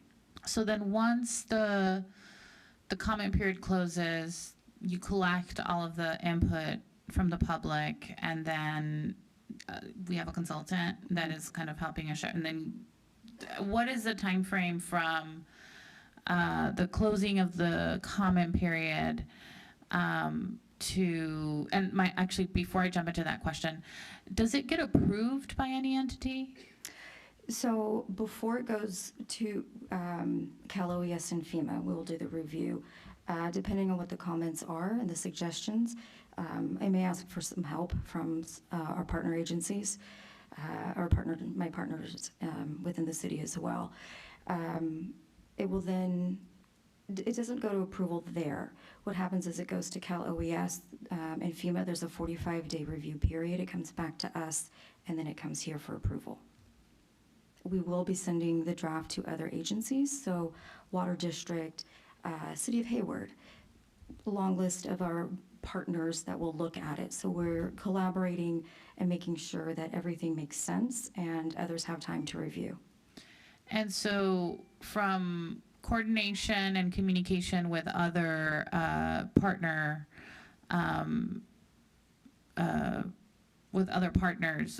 what is the timeline to actually have updated local hazard mitigation plan? So the review period closes the 24th. Depending on the comments, that will take some time. If it's pretty quick, my hope is that we can do a quick turnaround. It may not involve a lot of feedback. I mean, I hate to give you like I don't know exactly time frame. There's no hard and fast deadline to this. The big push is as things change, FEMA requirements change in the local hazard mitigation plan. They're not the same as 5 years ago. We have different leadership. So my hope is that we move this through the process correctly, but being mindful that things can change quickly. So is it like a 6-month process, a year process? We should be done well before August of 2027. So we should be done in less than, I would say, 3 months. We should be pretty close to being finished, assuming no big problems. It's tight. Yeah, it feels very tight, just, especially with it going to Cal OES and then coming back to us for approval. But okay, thank you. Just to clarify, did you say that council approves it? Yes, it has to come here for approval. So we pass a resolution saying we agree. Thank you. Councilmember Bowen, please. Thank you, Mayor. I love this plant. No, really appreciate the work. I mean, shout out to you, including many slides with cute animals and children. I understand what you're trying to do. It worked. So a few questions, comments. If we can go to slide 66. Yes, so encampment removals.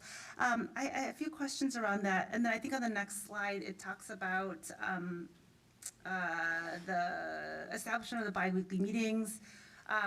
Really appreciate, and we've talked about this before, but an interdepartmental approach. I get pretty regular emails from community members, and what I really appreciate is being able to reach out to the city manager and staff, and I include, I think, everybody that attends these meetings, or every department that attends these meetings, because there's a little piece of that everybody kind of owns. And I'm wondering if in these meetings, obviously you know the locations of it, but is it possible for there to be some easier, more efficient way for the council members to be able to work with the team on what's going on at particular like hot spots, just because there's a lot of back and forth with trying to answer questions from constituents. I know that you are doing work, and certainly if an area or an issue arises that you're not aware of, then you become aware of it and then you do something. But it's really important for me to be able to share with the community members what is happening and what's being worked on.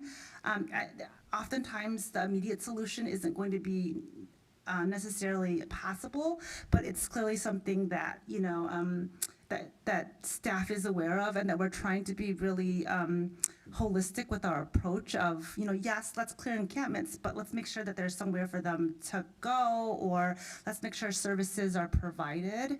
And so I don't know if there's anything anybody can add to that in terms of what's the process when you all get together and work on an encampment cleanup or an issue area arises?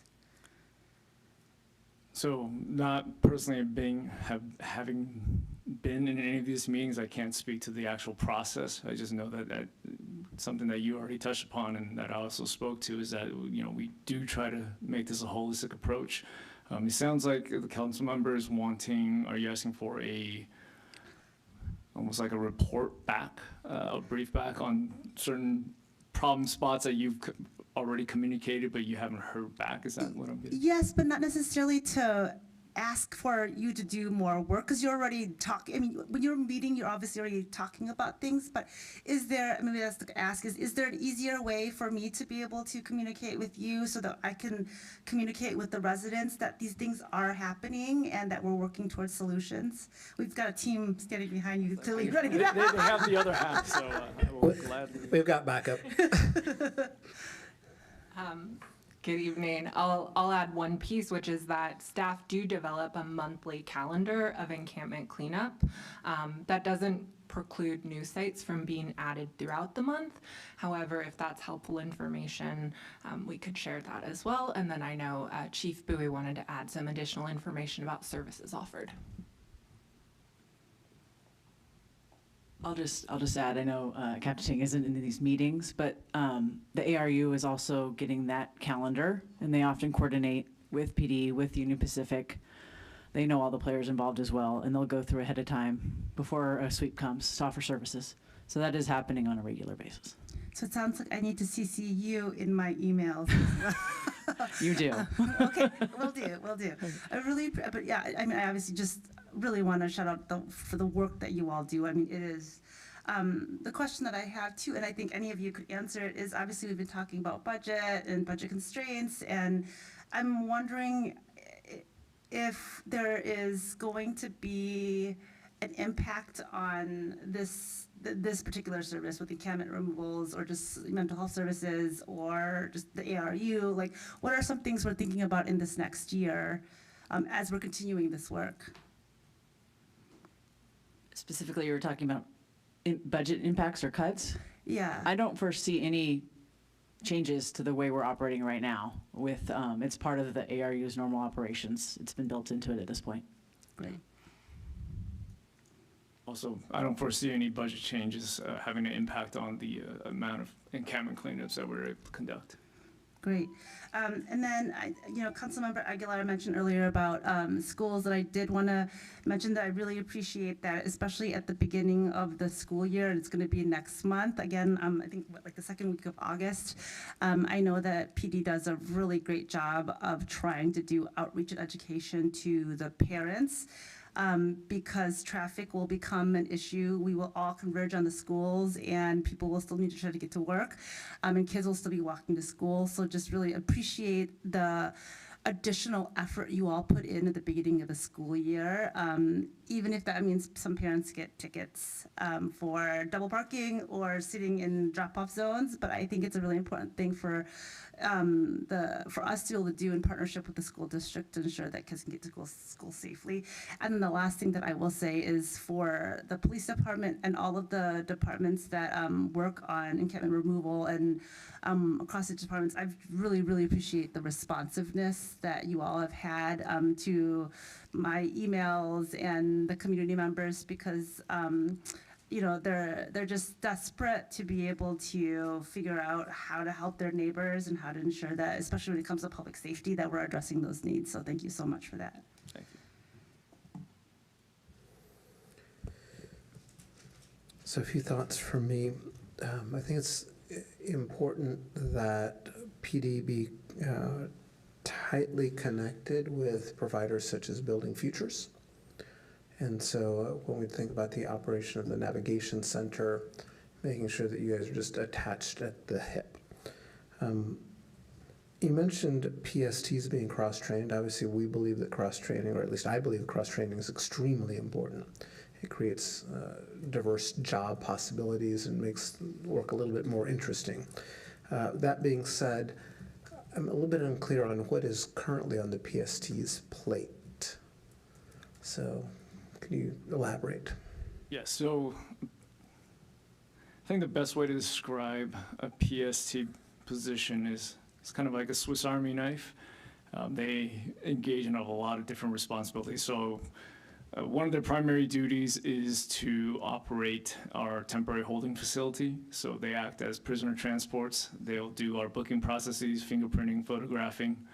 They'll also supplement our patrol operations by taking some of our cold reports that are lower priority, maybe things that don't have suspect information or don't require extensive follow-up, that we will send our police service technicians out to certain types of reports.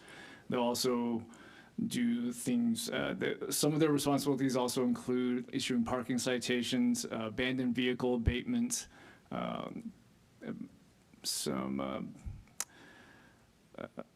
I think some derelict properties as well. They will write up violations on, they'll tow vehicles. So a lot of supplementary duties that they can, any way they can take these things that don't require a police officer to respond to.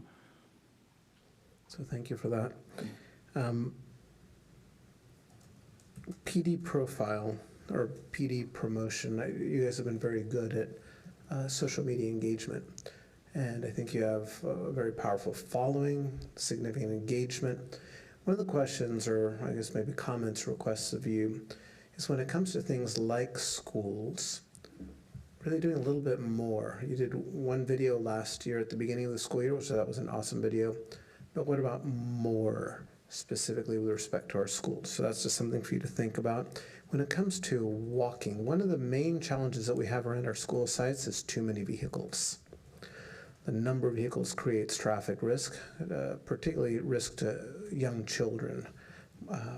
So what can we do to help promote walking to school? What can PD do to make it cool to walk to school as opposed to being driven by parents? And I think that part of that's creating that safe environment perception? And what can we be doing to help bring comfort to parents? Are we spending time with parents at school sites, PTAs and the like, to let them know that, it really is safe to let your child walk to school, just based objectively on information that you have. So finding ways to do that encouragement, you can be a piece of that equation. With respect to the hazard, so moving on to hazard, and then I'm going to come back to fire in just a second. So it's such a basic question, but what you said, evacuation is not hazard mitigation. So maybe you can tell me, what is hazard mitigation? Like, help me define the parameters. So it's looking at our infrastructure, right? There's a dam. If the dam breaks, how do we mitigate? What are our options? We are looking at our seniors. How do we address those with access and functional needs? While they are not a hazard, we still need to be mindful of our community. The list, it gets larger. What if there's an airplane on their way to Oakland? It doesn't make it to Oakland, it makes it to us instead. Trains that come through, heat, cold, rain. So as we look at how our weather is changing, how do we mitigate some of these hazards? I hope that answers your question. Well, I'm just going to try to take them in pieces. So suppose that the dam breaks. Okay, so water's coming down east, Estadio or wherever the water flows according to your maps. When you think of hazard mitigation in that scenario, what sorts of things are we considering? So we're looking at the dam. How well is it built? How are we getting water out? Who's going to be impacted? What are city services that will also be impacted? Are we in the flood as the water pours out? There's a bit more when it comes to flooding. Oh, sorry, we're beeping. No, you're fine. Okay, sorry. So it's going to be, what can we do to strengthen, to mitigate some of these problems? I'm not an engineer. I can't really give you a really great answer on that, and I apologize. The smart people take care of that response. I just need to make sure that we're looking at it. How do we mitigate it? What are we going to do? Okay, so my ask would be to try to provide us, before the plan comes that we need to vote on, to provide us a little bit more information, maybe a draft of the plan, something so that we can start really socializing and understanding. Because when I think of hazard mitigation, and I'm not an expert in this, but my first reaction was like, how can evacuation not be part of hazard mitigation? Because when there's a fire or when the dam breaks, what do the school children need to do a mile away? Do they need to shelter in place? Do they need to go to the second floor? It's like movement of people in response would be a mitigation to the risk that's presented. So we might be just using different terminology. So please, if you can help us work through that. For the fire team, Chief, please. What I think I heard you say is that the ARU not only responds to, let's say, a 911 call saying that we have someone who appears to be mentally ill, at least, but also is being used to respond to encampment sites where there may be mentally ill or substance abuse disorder, individuals suffering from those conditions. Is that correct? That's correct. Okay. And if you were to break down what I call like the emergency response versus the day-to-day, we need to go and visit encampments or work with Building Futures perhaps at the navigation center or some other thing that's not a 911 call. Can you just roughly break that? Is that 60-40, 30-70? I would have to check. It's more, I would say 80-20 911, maybe 70-30. Okay. If you could just come back with that, it's not critical, but just want to make sure that we're framing the type of work that's being done. Sure. In the goals up there, it didn't really see fire. And this is not about creating work plans, but I do think that, are you tucked into something like recruiting or other goals up there where it wasn't as explicit? We are. The public engagement was the one that's most front-facing. Yeah. But yes, we have similar recruitment goals as well, and we can work to show those also, if that would be helpful. I think it'd be just to elevate the things that fire is doing, because obviously we're aware of the firehouse events and the like, but finding other ways in which you are specifically addressing recruiting challenges and diversity of recruiting, all that kind of stuff. Coming back to police to wrap up, on police recruiting, one of the concerns that I have had all along is that, using corporate terminology, that these goals were sandbagged. It's not that hard, in the grand scheme of things, it shouldn't be that hard to hire 2 or hire 4. But I thought that we'd blow these goals away, but we're just kind of meeting the goals. Talk to us a little bit about that. Yeah, so as I mentioned, we've had successful hiring efforts, but they've been offset by we've had a recent spate of retirements and separations.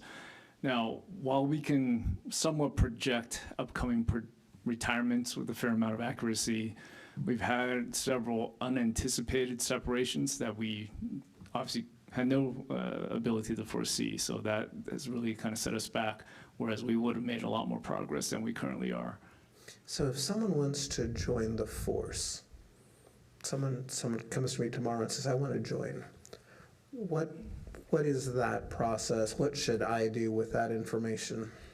So you forward it to any one of us at the police department, we will forward it to our professional standards unit, and specifically our recruiting and hiring sergeant, Sergeant Watson. He takes the reins in terms of kind of walking people through the process, but we also have a recruitment team that we've established in the recent couple of years to try to augment his work. Again, talking about reaching out to applicants, following up on an individual and personal basis, and those have yielded a lot more successes. So once you funnel someone to Sergeant Watson, he'll guide you through the website that you have to fill out the application for police officers specifically. There is the Pellet B exam, the WSTB, and obviously once they pass that, there's an oral panel that they are invited to if they do pass those standards. Once the oral interview is done, then we may or may not send them through a background process. That includes polygraph, medical, psych, eval. And then once that is done,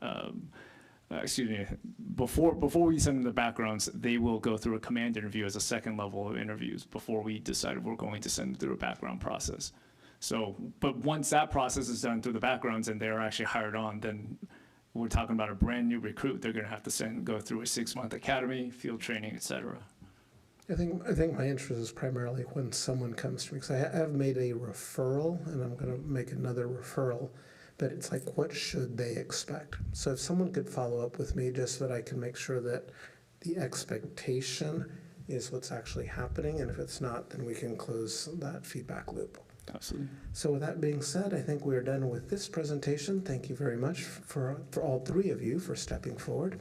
At this point in time, we are going to, next on our list, I think, is infrastructure, capital I. Infrastructure, here we go. Mr. Tom, welcome. The highlight of the evening, I'm sure. Good evening, Mayor. Good evening, Council. I'm Nick Tom, Assistant Public Works Director, here to present on infrastructure. A revenue measure was discussed by the City Council at the July 6th council meeting, and at that time, staff was directed to defer this item. We will revise this schedule to show a ballot measure in November of 2028. Before I knew you were going to revise the schedule, we had this slide of a summary of our outreach efforts for the current year. We will revisit this again in about a year. We are moving forward with an update to our stormwater fee. We will start this effort this month and we'll complete this on time. For background, this fee was established in 1993 and has been constant since that time. We did an effort in 2024 to have the fee updated, and the measure was defeated by mail-in ballots. Success this next time around is going to hinge upon two things: clear messaging and public appetite for the fee. The economic conditions are not great for a lot of the community. We will make a recommendation as to whether we should proceed with this fee at this time when we get closer to that. As part of our transition to an electric vehicle fleet, we were tasked with applying for a PG&E program that covers the cost to bring upgraded electrical service to our site. When we submitted our application, we learned that the program is fully committed and that no funds are available for additional sites. We recommend continuing with the transition to an electric vehicle fleet, but dropping this item. We are currently working with a consultant hired by the MTC to prepare schematic plans and a budget for our electric vehicle charging system build-out. We're also purchasing electric vehicles. However, it has proven difficult to get them delivered. Of the 8 that we have ordered, only 3 have been delivered. Ford canceled our pickup order twice, and we now have ordered them through Chevy. These tasks to support our environmental goals have been initiated on schedule and are still underway. I have details. Specifically, the Trash-Free San Leandro initiative has been launched and used for several internal events. Our first external user will be the vendors at the farmers market starting this month and then continuing onward. The environmental purchasing policy has been adopted and guidelines are being developed. It will be implemented this summer. 2 of our facilities, the Public Works Environmental Services Office and Manor Library, are now Green Business certified, and we will continue to look to expand that to other city buildings. We have made progress on our major CIP projects: Memorial Park, Stephen Taylor Sanctity of Life Pavilion, and our fuel tank projects are complete. Carrie Haas Bridge is in progress and is anticipated to finish slightly ahead of the deadline shown here. Our new branch library project is on schedule. Lake Chabot Road has been delayed a quarter due to difficulty in obtaining NEPA environmental clearance for the work near the creek. So we're showing a 1-quarter extension. The MacArthur Superior Roundabout is on schedule. I have some pictures of projects. We have the dedication for Stephen Taylor Sanctity of Life Pavilion, some of our first users from Memorial Park, photos of the fuel tank project before, during, and after. We have a photo of the Carrie Haas pedestrian bridge project. This is after the damaged bridge was removed. Obviously, we haven't started construction on the new bridge yet. And on the right, we have construction ongoing for the Mulford Marina Branch Library. I'd be happy to take any questions. So thank you for your presentation.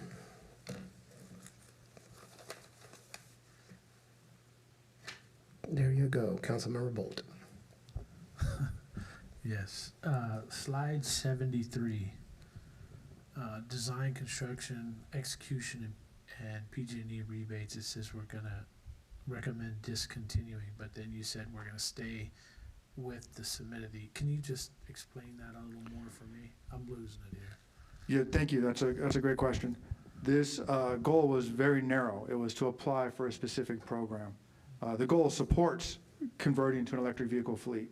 We still propose to convert to an electric vehicle fleet, but this program is just not available to us.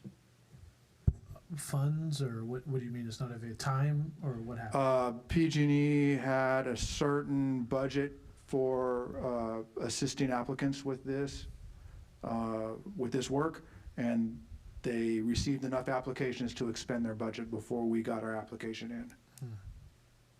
Okay, but we're still on track to go to an EV fleet. We are still moving toward an EV fleet. We don't have a deadline to convert all of our vehicles or replace all of our vehicles with EVs, so I can't really say that we're on track, but we are still moving that direction. Thank you. Councilmember Bowen, please. Thank you, Mayor. Yay, infrastructure. I didn't realize how much I would talk about or think about infrastructure until I became a city council member, but now I really appreciate it. So thank you so much to the public works staff and everybody for working on this. I wanted to ask about the MacArthur roundabout on slide 77 for the major construction project delivery. Is that saying that October to December of 2027 we will have a finished MacArthur roundabout? Yes, that is the schedule. Look at Jason's ready to explain how that's going to happen. Hi, good evening, City Engineer Jason Imai. I think the latest, we just provided an update to Facilities and Transportation Committee, and I do have to apologize. The date now is January 2028, so 1 month off from that little quarter. I know, but we are diligently working past the last few obstacles or issues, outstanding issues, I should say. Let's not call them obstacles, to get this out to bid and to construction. Okay, and I know that the residents along that corridor have been really engaged in this and continue to be really engaged in it. Once we do actually start the project, is there going to be an effort towards just outreach and just letting the community know what's happening? Yes, the construction of a roundabout, as you can imagine, is going to be very, very impactful to traffic around the area. The plans do include a very complex staging, multi-staged, various traffic lane shifts, detours and all that such. This has been thought out prior. So there is going to be an intense outreach to the community to advise them of upcoming traffic shifts and so on and so forth. And what about engagement so people know how to use a roundabout? That is a good suggestion. Roundabouts have been used in Northern California for several years now. And you see more and more of them popping up, but still people get a little confused when they drive them. So it has been discussed that we would partner with our comms team, communications team, to maybe do like an outreach on how the proper way, the rules of the road, so to speak, literally, how to use a roundabout. So that's a good suggestion as well. Okay, thank you. And then I just also wanted to give a quick shout out for slide 75 and 76 around the implementation of environmental programs. I also sit on the Stop Waste board, and we talk a lot about I know that they work with cities, and have meetings with the city manager and staff often about things that are coming down to the state and how we can be better, more sustainable, and to be able to implement these environmental programs. So really appreciate all the work that you all are doing towards that. And I know that, again, it's just a mindset shift to be able to that, and also to make it easy for us to be able to do these things. So I really appreciate the effort that you all are putting in. Okay, so a couple of questions. So we'll go to Vice Mayor. Sorry, I neglected to punch myself in on the queue. I would be remiss if I did not ask some questions about Lake Chabot Road. So just to be clear, on slide 77, that's only on phase 1? Slide 78 is our schedule. I'm sorry, 77. Oh, I'm sorry. I've been quoting the wrong numbers, the wrong page numbers. Oh. Okay, I was like, somehow y'all managed to follow along, even though I've been saying no. So, This is the phase 1 repair of the 2 slides that occurred after the winter storm of 23. mm-hmm. And is this updated?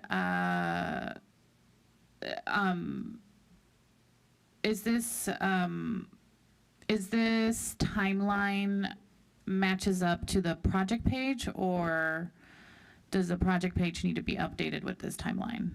There was an update, I think, in June 26, I'm just wondering when. I believe they're coordinated, but I will double check and update the project page if necessary.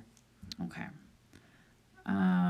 So we're looking at this Q1. When I see Q1, I think January through March, but this is fiscal year, so July to September. Okay. All right, I have to, that's my only question for now. Really excited about Mulford. Anyway, thank you for your work. It's getting late, and I will leave it at that. I cede my time back to the chair.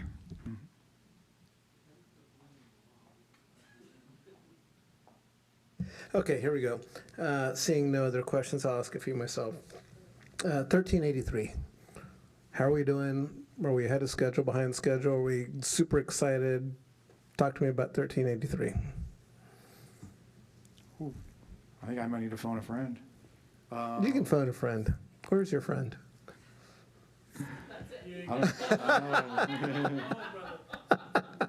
It got too late for a friend. Yeah, maybe. Okay, we'll come back to that at another time. NEPA, Lake Chabot Road. It strikes me that whatever animals happen to be there, toads, salamanders, fish, fruit flies, whatever it is, has to be protected. That's going to be true regardless of whether we're working on slide 1, slide 2, slide 3, slide 4. Is that a fair assumption? Yes. Okay. Right now, the upslope slide, I think that's 4? Yes? Number 4, but included in phase 1. That's fine. Is that work complete? No, that work has not gone out to bid.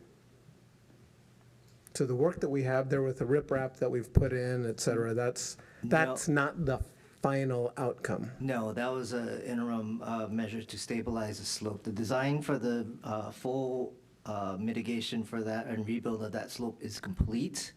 It's going to be packaged with the repair work at slide 1.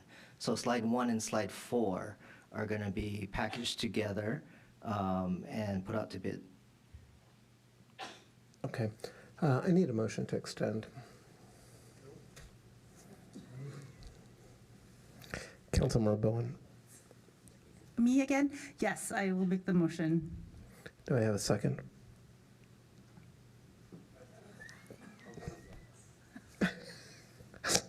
Vice Mayor. I'll second. 30 minutes. You can do it, Councilmember Balt. So I have a motion for 30-minute extension from Councilmember Bowen with a second from our Vice Mayor who's nodding yes to that specificity. Please vote.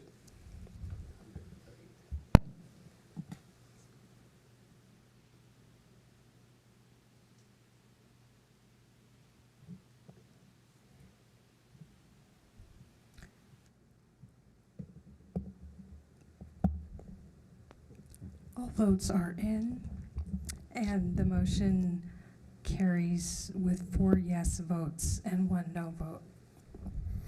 Let us proceed. So continue with the questions. How long, so to speak, is a NEPA valid? Oh, that's a good question. I think once it's certified, it is good, but it's only for the areas that were studied. So for specifically for slides 1 and 4, the NEPA applies to those 2 slides. Okay, so Now, if I just say, hey, I want to do it for slides 2 and 3 as well, just loop it right in since we're apparently delayed already by our NEPA, and it's the same creek. So talk to me a little bit about that. You would still have to do NEPA again. Now, they could build off the old NEPA survey, and NEPA would only be required again if there's federal funding involved. If there's no federal funding, then we would resort to CEQA. But you could build off the study that was done before, but still the biologists and everyone has to go out to that specific site to see if there's any environmental concerns. Now, they should be similar, you're correct. They should be similar, but you never know, they could find something else. My point is the biologists can be out there once and look at both sites, no? They could, but the work that was done was again specific for 1 and 4, because that was what the funding was for. Okay, we'll revisit this later. When we extend deadlines, so this is back to Mr. Tom. When we extend deadlines, so from MacArthur Roundabout, that deadline has extended through time. How do we capture that in the reporting that we do? Because I'll give you the context, because when Councilmember Bowen and I met with the residents in 2023, we told them in no uncertain terms that the MacArthur Roundabout would be done in 2025. And so when I come here and see green, and it's going to be done in fiscal year 28, it makes it difficult for us. And so it doesn't seem like it's green relative to what we communicated publicly at one point in time. So it's really more of a process question. I'm less fixated about this. I'm more fixated about the color and how we communicate with the public when deadlines change. And I will apologize for the misrepresentation of the color.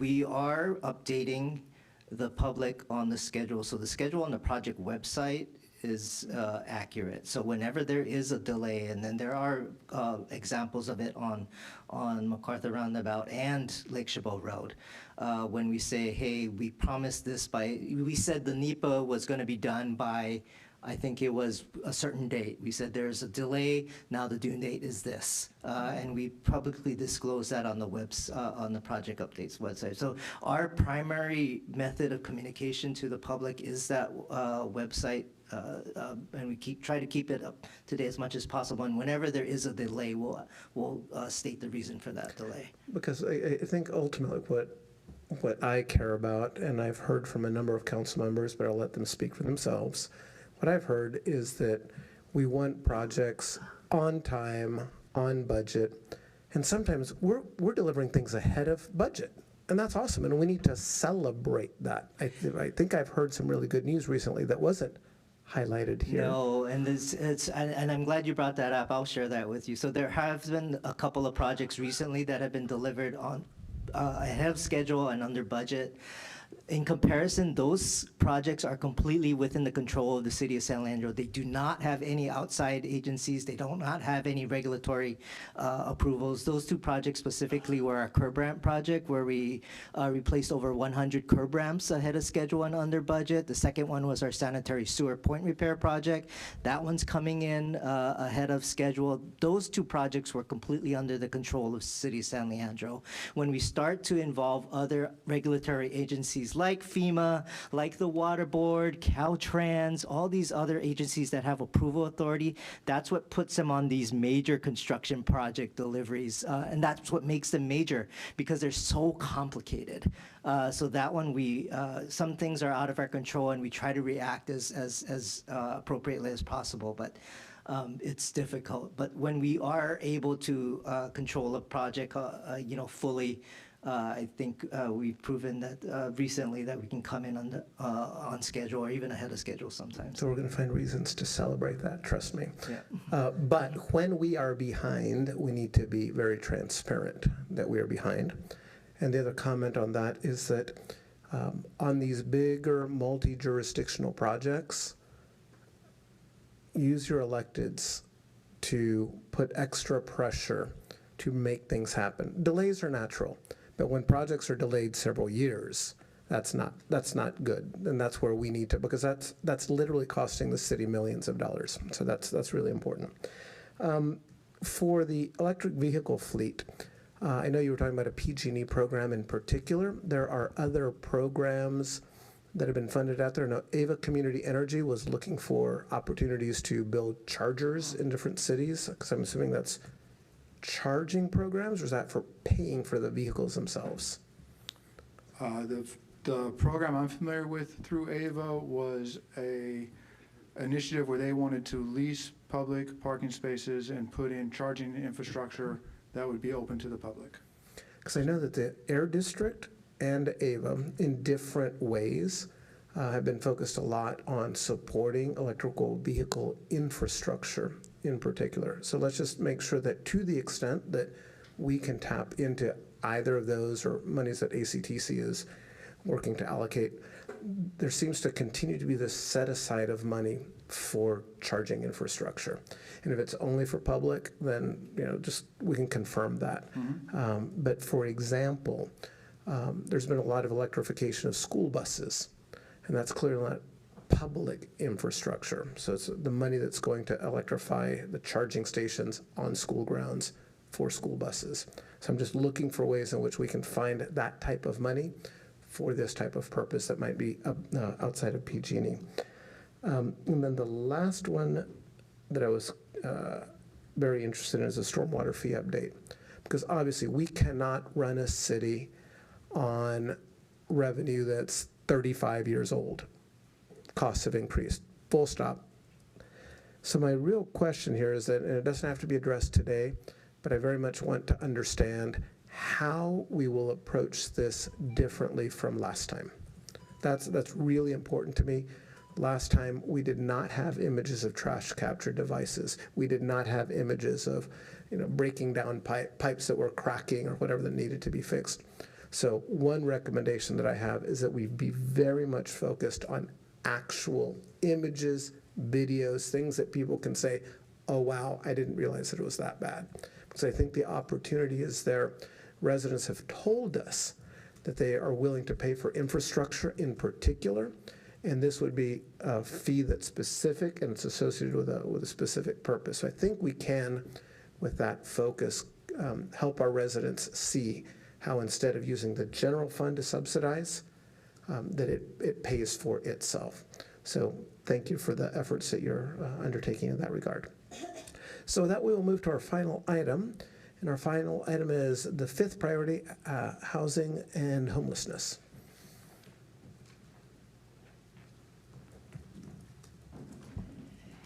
Good evening, Council. Jessica Lobron, Deputy City Manager. Thank you all for your patience as we wrap up our final priority work plan. I'll kick off this evening with an update on our homelessness prevention rental assistance program.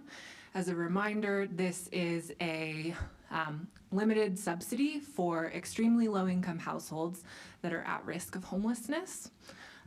We're excited to share that sorry, I don't have pictures for this slide. We launched this program in April of 2026. Based on our first quarterly report, we have so far served 8 households, of which 7 are households with minor children. We did a lot of work coordinating with the school district to make referrals for this program. We're excited. One of the upcoming tasks from our partner agency is to prepare a dashboard, so we'll have more lifetime data on how many households are being served. I'll now hand it over to our housing manager, Carrie Husler, for the next projects. Thank you, Jessica. I'm here with the next 3 work plan items. And first, I will go into information on rent program implementation. I'm pleased to share that this work program item represents the successful integration of 2 previous council priorities. This is the merger of the adoption of the rent stabilization ordinance and the rent registry implementation. So we're now rebranding as rent program implementation for the purpose of the work plan. So over the past 3 years, we've been building the city's new rent program division from the ground up. That work began with an extensive community outreach effort and has progressed through ordinance adoption, staffing, software development, and implementation planning. And as you can see here, we've completed many of the major milestones to date. This next slide highlights the key activities currently underway as we prepare to launch the rent program this coming January. Our efforts are currently focused on 2 major implementation activities. First, developing the initial community outreach and engagement plan, and then second, completing the public-facing rent registry software portal.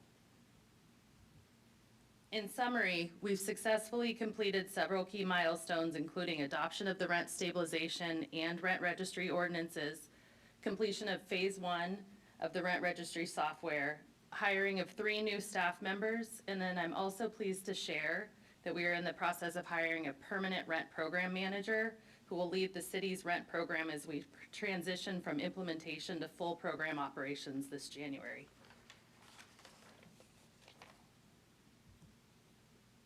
Next, we are here with the mobile home space rent stabilization amendment.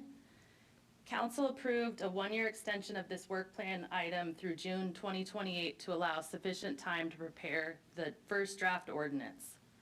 Following the rent program launch this January, we will begin a phased community outreach and engagement process. Feedback gathered during that process will help inform development of the first draft ordinance. As shown on this timeline, the remaining implementation activities extend through 2028 and are contingent upon the identification of funding. This phased approach provides time to evaluate the ordinance, engage the community, and develop a thoughtful first draft. This timeline highlights the major milestones over the next 2 years. Following the rent program launch in January, we will begin evaluating the ordinance. Community outreach will begin in March 2027, and the feedback received will help shape the first draft ordinance. Subject to available funding, we anticipate bringing that draft forward in 2028. And now I will bring forward the local preference disparate impact study item. So to date, staff has completed the initial phase of this effort, including background research, data collection, and analysis. Based on our evaluation, staff recommends discontinuing implementation of the local preference disparate impact study. Here are some key takeaways. Moving forward will require additional consultant costs. There is no state or federal mandate requiring adoption.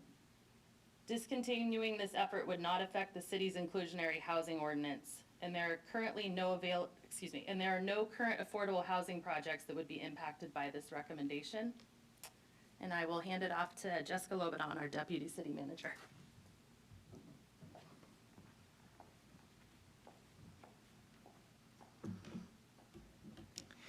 Thank you. And to present an update on the Llewellyn Interim Housing and Drop-In Center.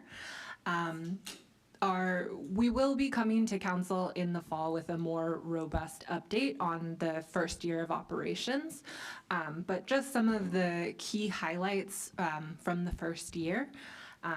In total, 618 persons, individual persons, have accessed the drop-in center. 36 persons have moved from shelter into permanent housing. These are all photos of former Llewellyn Interim Housing residents with keys to their new homes. So we're very excited about the preliminary successes of this program and look forward to giving further updates in the future. I'll now hand it over to Planning Manager Waylon Dee.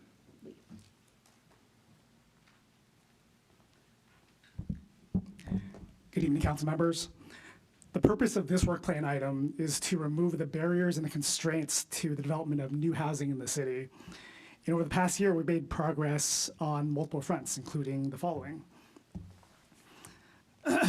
First, with regards to development impact fees, we completed a major update to our impact fee structure in the past year, which reduced and in some cases eliminated park and traffic impact fees for two key housing types, ADUs and deed-restricted affordable housing. Also, as part of this effort, we right-sized park impact fees across the board to ensure that they aren't serving as a barrier to market rate housing production, which is also a critical need for the city. With regard to market feasibility, we contracted with an economics consultant to analyze the market feasibility of major entitled housing projects in San Leandro. And those findings were presented to the council earlier this year in February. And as a result, the council now has this information as a basis to make informed housing-related decisions that are based and grounded in real market conditions. With regards to parking and TDM, our housing element identified minimum parking requirements as a constraint to housing production. And in response to this constraint, staff worked with a transportation consultant to amend our minimum off-street parking requirements for the purpose of reducing unnecessary costs on housing developments and providing developers with a greater deal of certainty when evaluating whether to move forward with a project in the city.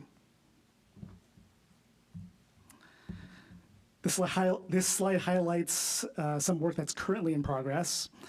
Regarding Bayfair, staff is continuing to work hard to advance a development plan for the Bayfair TOD area, and that's funded by a $1.8 million MTC grant. And this effort is to turn decades of planning into implementation by providing a framework for transforming underutilized land into development-ready sites. With regards to project tracking, as we mentioned briefly in the economic development item, we created an Excella Power Users Group, which is a multidisciplinary team which is working on a coordinated recommendations to improve the development project tracking system for the city. And the goal of this effort is to reduce approval times, to cut related staff costs, and to make the permitting process work better for everyone involved. And together these efforts are building a condition that will make housing more viable and achievable in San Leandro. And with that, I'll turn it back over to Jessica Lobanon to finish the presentation.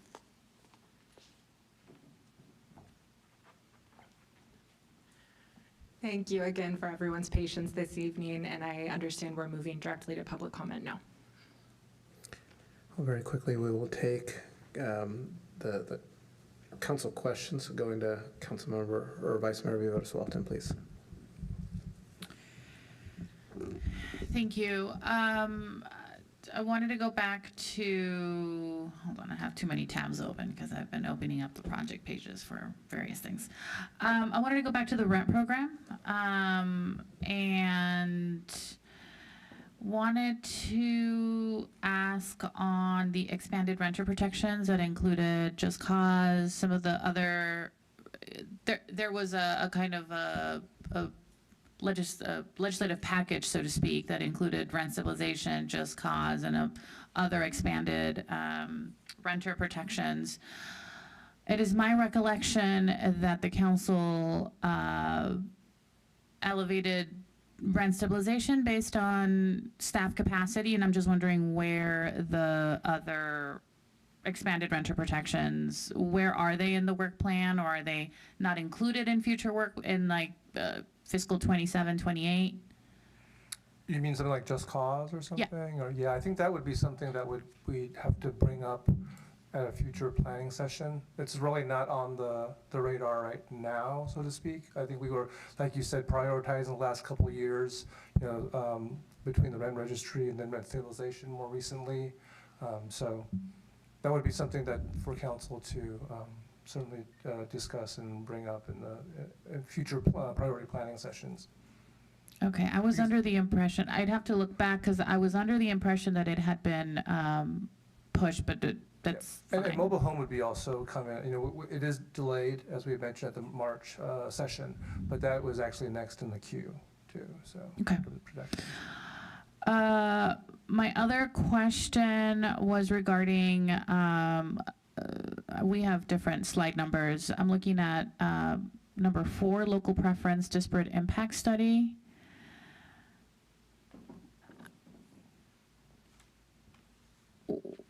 Is that a housing disparate impact study? Can you clarify? I'm not clear on what part is being delayed. Sure. Director Tom, did you want to answer that? Okay. Initiate. So this is a study that is related to cities. It has to do with fair housing, also cities who wish to implement a local preference policy when their projects are federally and or state funded. About 10, 12 years ago, the federal government did actually pass under HUD fair housing that if you want to keep with federal subsidy a local preference policy, you'd have to go through certain sort of hoops, or so to speak. The state followed suit, I believe, a few years after that. So it's been in place over a decade plus. So this was an attempt to initiate that process. What we would say here is that we have a local inclusionary zoning ordinance that's been in effect since 2004. That is not impacted because if that's, to say, Central Cal and has no federal state money, the city can't continue to have a local preference in the, or have a developer implement that for us. So if that gives you some context about what this is. This is a selection process for tenants.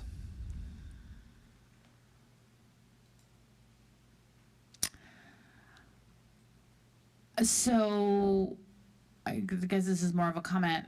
So I'll save that to ensure we have time for public comment. I'm still unclear.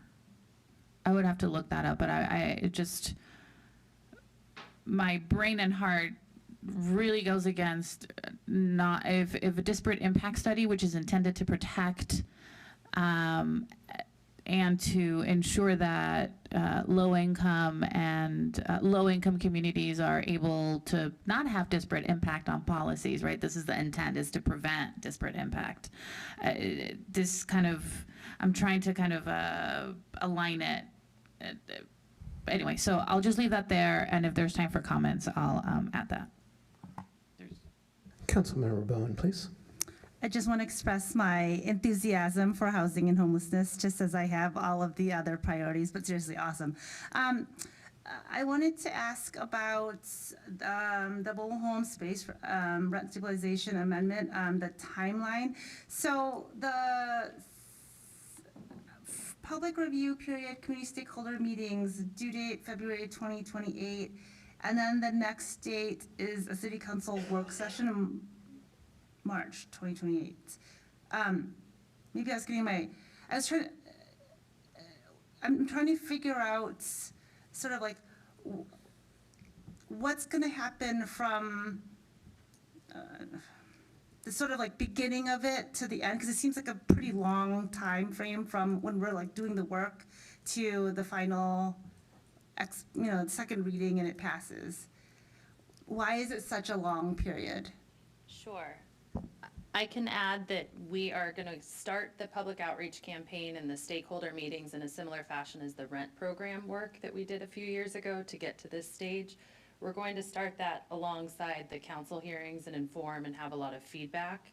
And so once we come to the program evaluation in September, we'll have more of an idea of where the ordinance is heading and what program costs and staffing and budget. And then moving into more of your questions, then we will bring forward the reality of a program towards the end of 2027 and start bringing the actual ordinances through public hearing. That helps. So a lot of the time will just be to outreach and listen to the community. Okay, thank you so much. And then I really appreciate that we are really focused on getting people housed, and obviously the picture of people getting keys, that's so wonderful, but also that we're talking about supporting housing production because it's very much part of the same goal.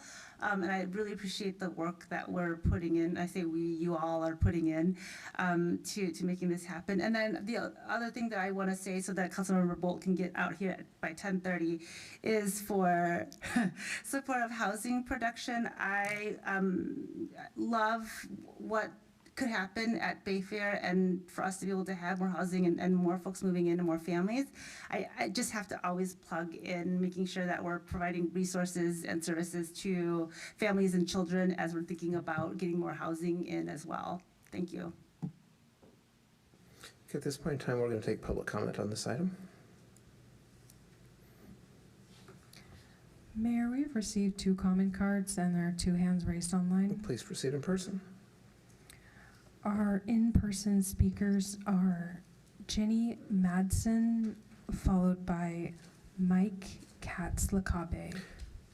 And if before we can have our first speaker, if we can get a time extension for 15 minutes, please. Can I get a motion? Councilmember Bowen? So moved. Can I have a second? Vice Mayor? Second. And so by 15 minutes, that meant at 10:45. Please vote.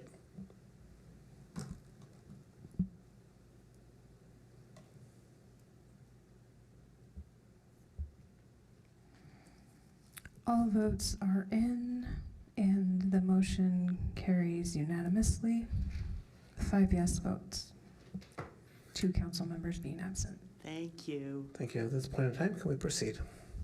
I was going to yield my time so you could all go home on time, but you voted, so. Just Cause is still part of the deal, and I know it's not on the schedule, but we're not going to forget. The rent registry, I think, puts us in a better position to have some sort of enforcement of rules that have been ignored far too long by the landlords. And that's all I'm going to say about that. I work on the state and local county level about mobile homes. I haven't forgotten about that. It's a promise y'all made, maybe not these particular individuals, but the council has made it over and over and over again. You got 9 parks. It is not going to take 3 months to do outreach. It's different than the tenant outreach, which was multiple, a whole city full of buildings and renters. This is 9 parks in San Leandro. It's a targeted area. And when it comes to local preference, the funding has always determined who gets into the subsidized housing. And it's rarely been any money from San Leandro. So San Leandro residents are usually kind of down. They don't get high priority for housing, subsidized housing. I can be done now. I want you all to go home. Thank you. The next speaker is Mike Katz-Lacabe. Good evening. In reference to a previous part of the presentation, I must say that the use of the term hard tech makes me think that someone has been reading an energy recovery press release. But I digress. So speaking of public safety, it has now been more than 65 days since San Leandro police shot and killed a person at the San Leandro Marina on May 7th, 2026, for whom police were conducting a welfare check. AB 748 has been the law for more than 7 years now, and that law requires the recordings of critical incidents involving use of force by law enforcement resulting in death or great bodily injury must be made publicly available within 45 days of the incident, with limited exceptions. According to the department's own policy, 805.11.1, disclosure may exceed 45 days if the department demonstrates that disclosure would substantially interfere with the investigation. Just to be sure I didn't miss anything, I checked the police department's critical incidents page today and the unanswered response to my public records request. As with previous times in which the San Leandro Police Department has been in violation of California state law or its own policies, I expect no accountability for this violation. Accountability appears to be reserved for black police chiefs. I look forward to the prompt release of the critical incident video and the report detailing this violation of law and how it occurred. Thank you very much. Thank you. There are no more comment cards from here in the room. So we'll close public comment in person and open public comment online. Our first online speaker is Douglas Spalding.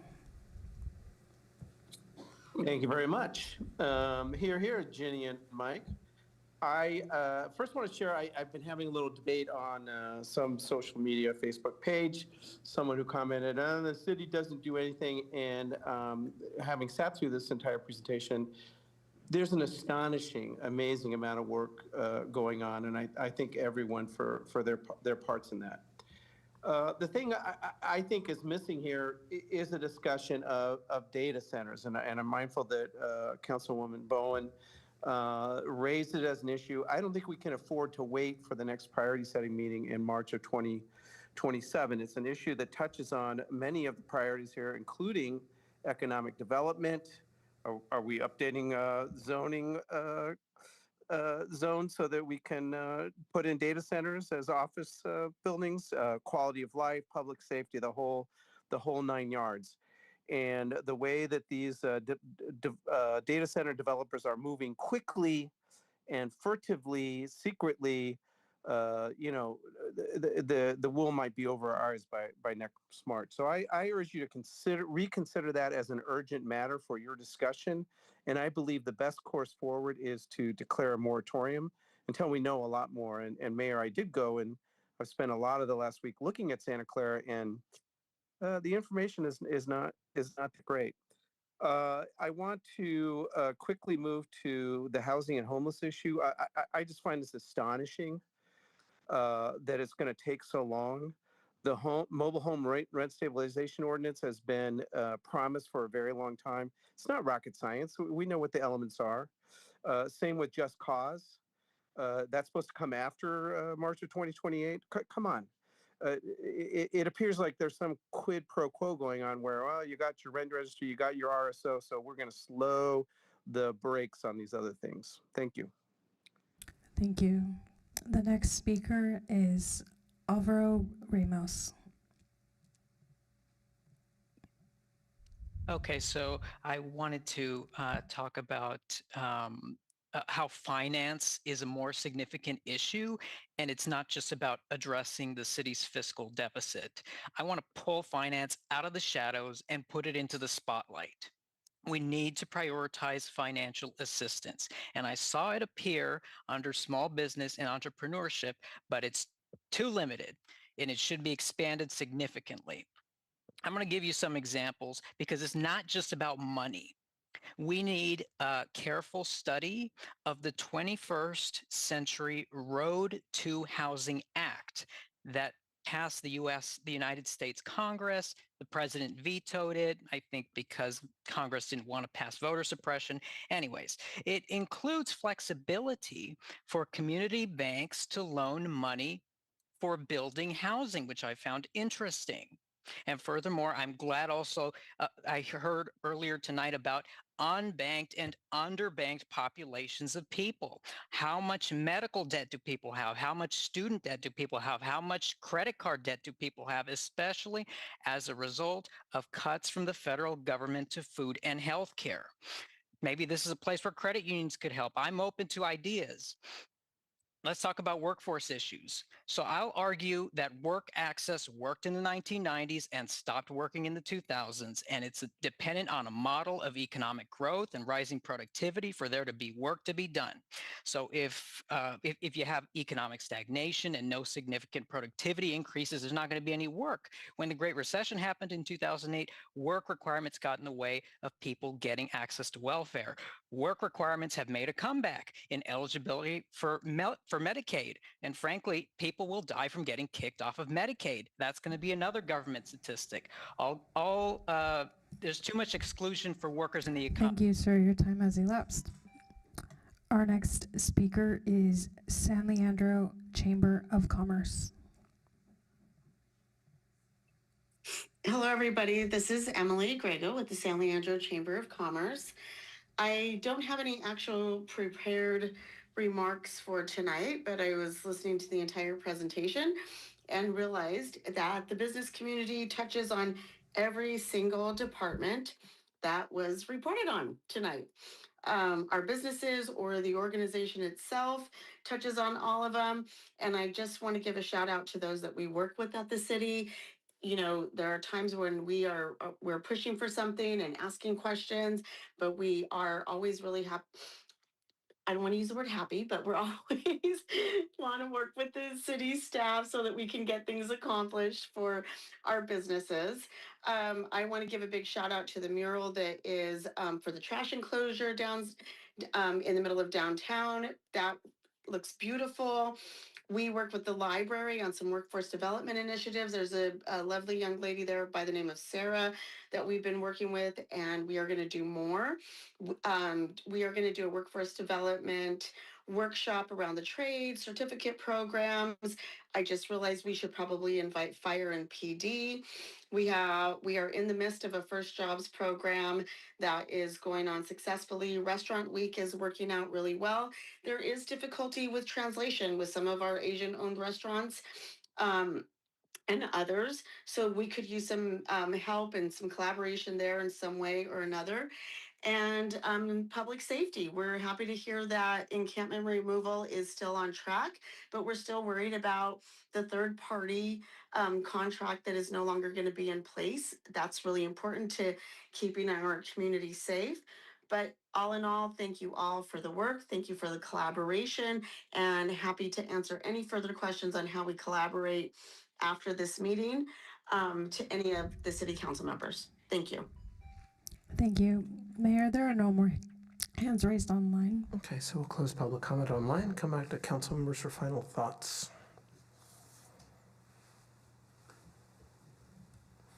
Having given the opportunity and seeing no further thoughts, what I'd like to do is adjourn our meeting today in the memory of Supervisor Scott Haggerty. He played an instrumental role in a variety of things, a variety of commitments. One of his legacies was helping to organize and implement the structure that we today know as Ava Community Energy, the Joint Powers Authority, and the wind farm bears his name, primarily as a sign of respect for his commitment, but he played a role in many different areas. It's in remembrance of his efforts as a public servant for many years, and with sympathy to his family, who is feeling the loss probably closer than anyone else. We pause for a moment to reflect.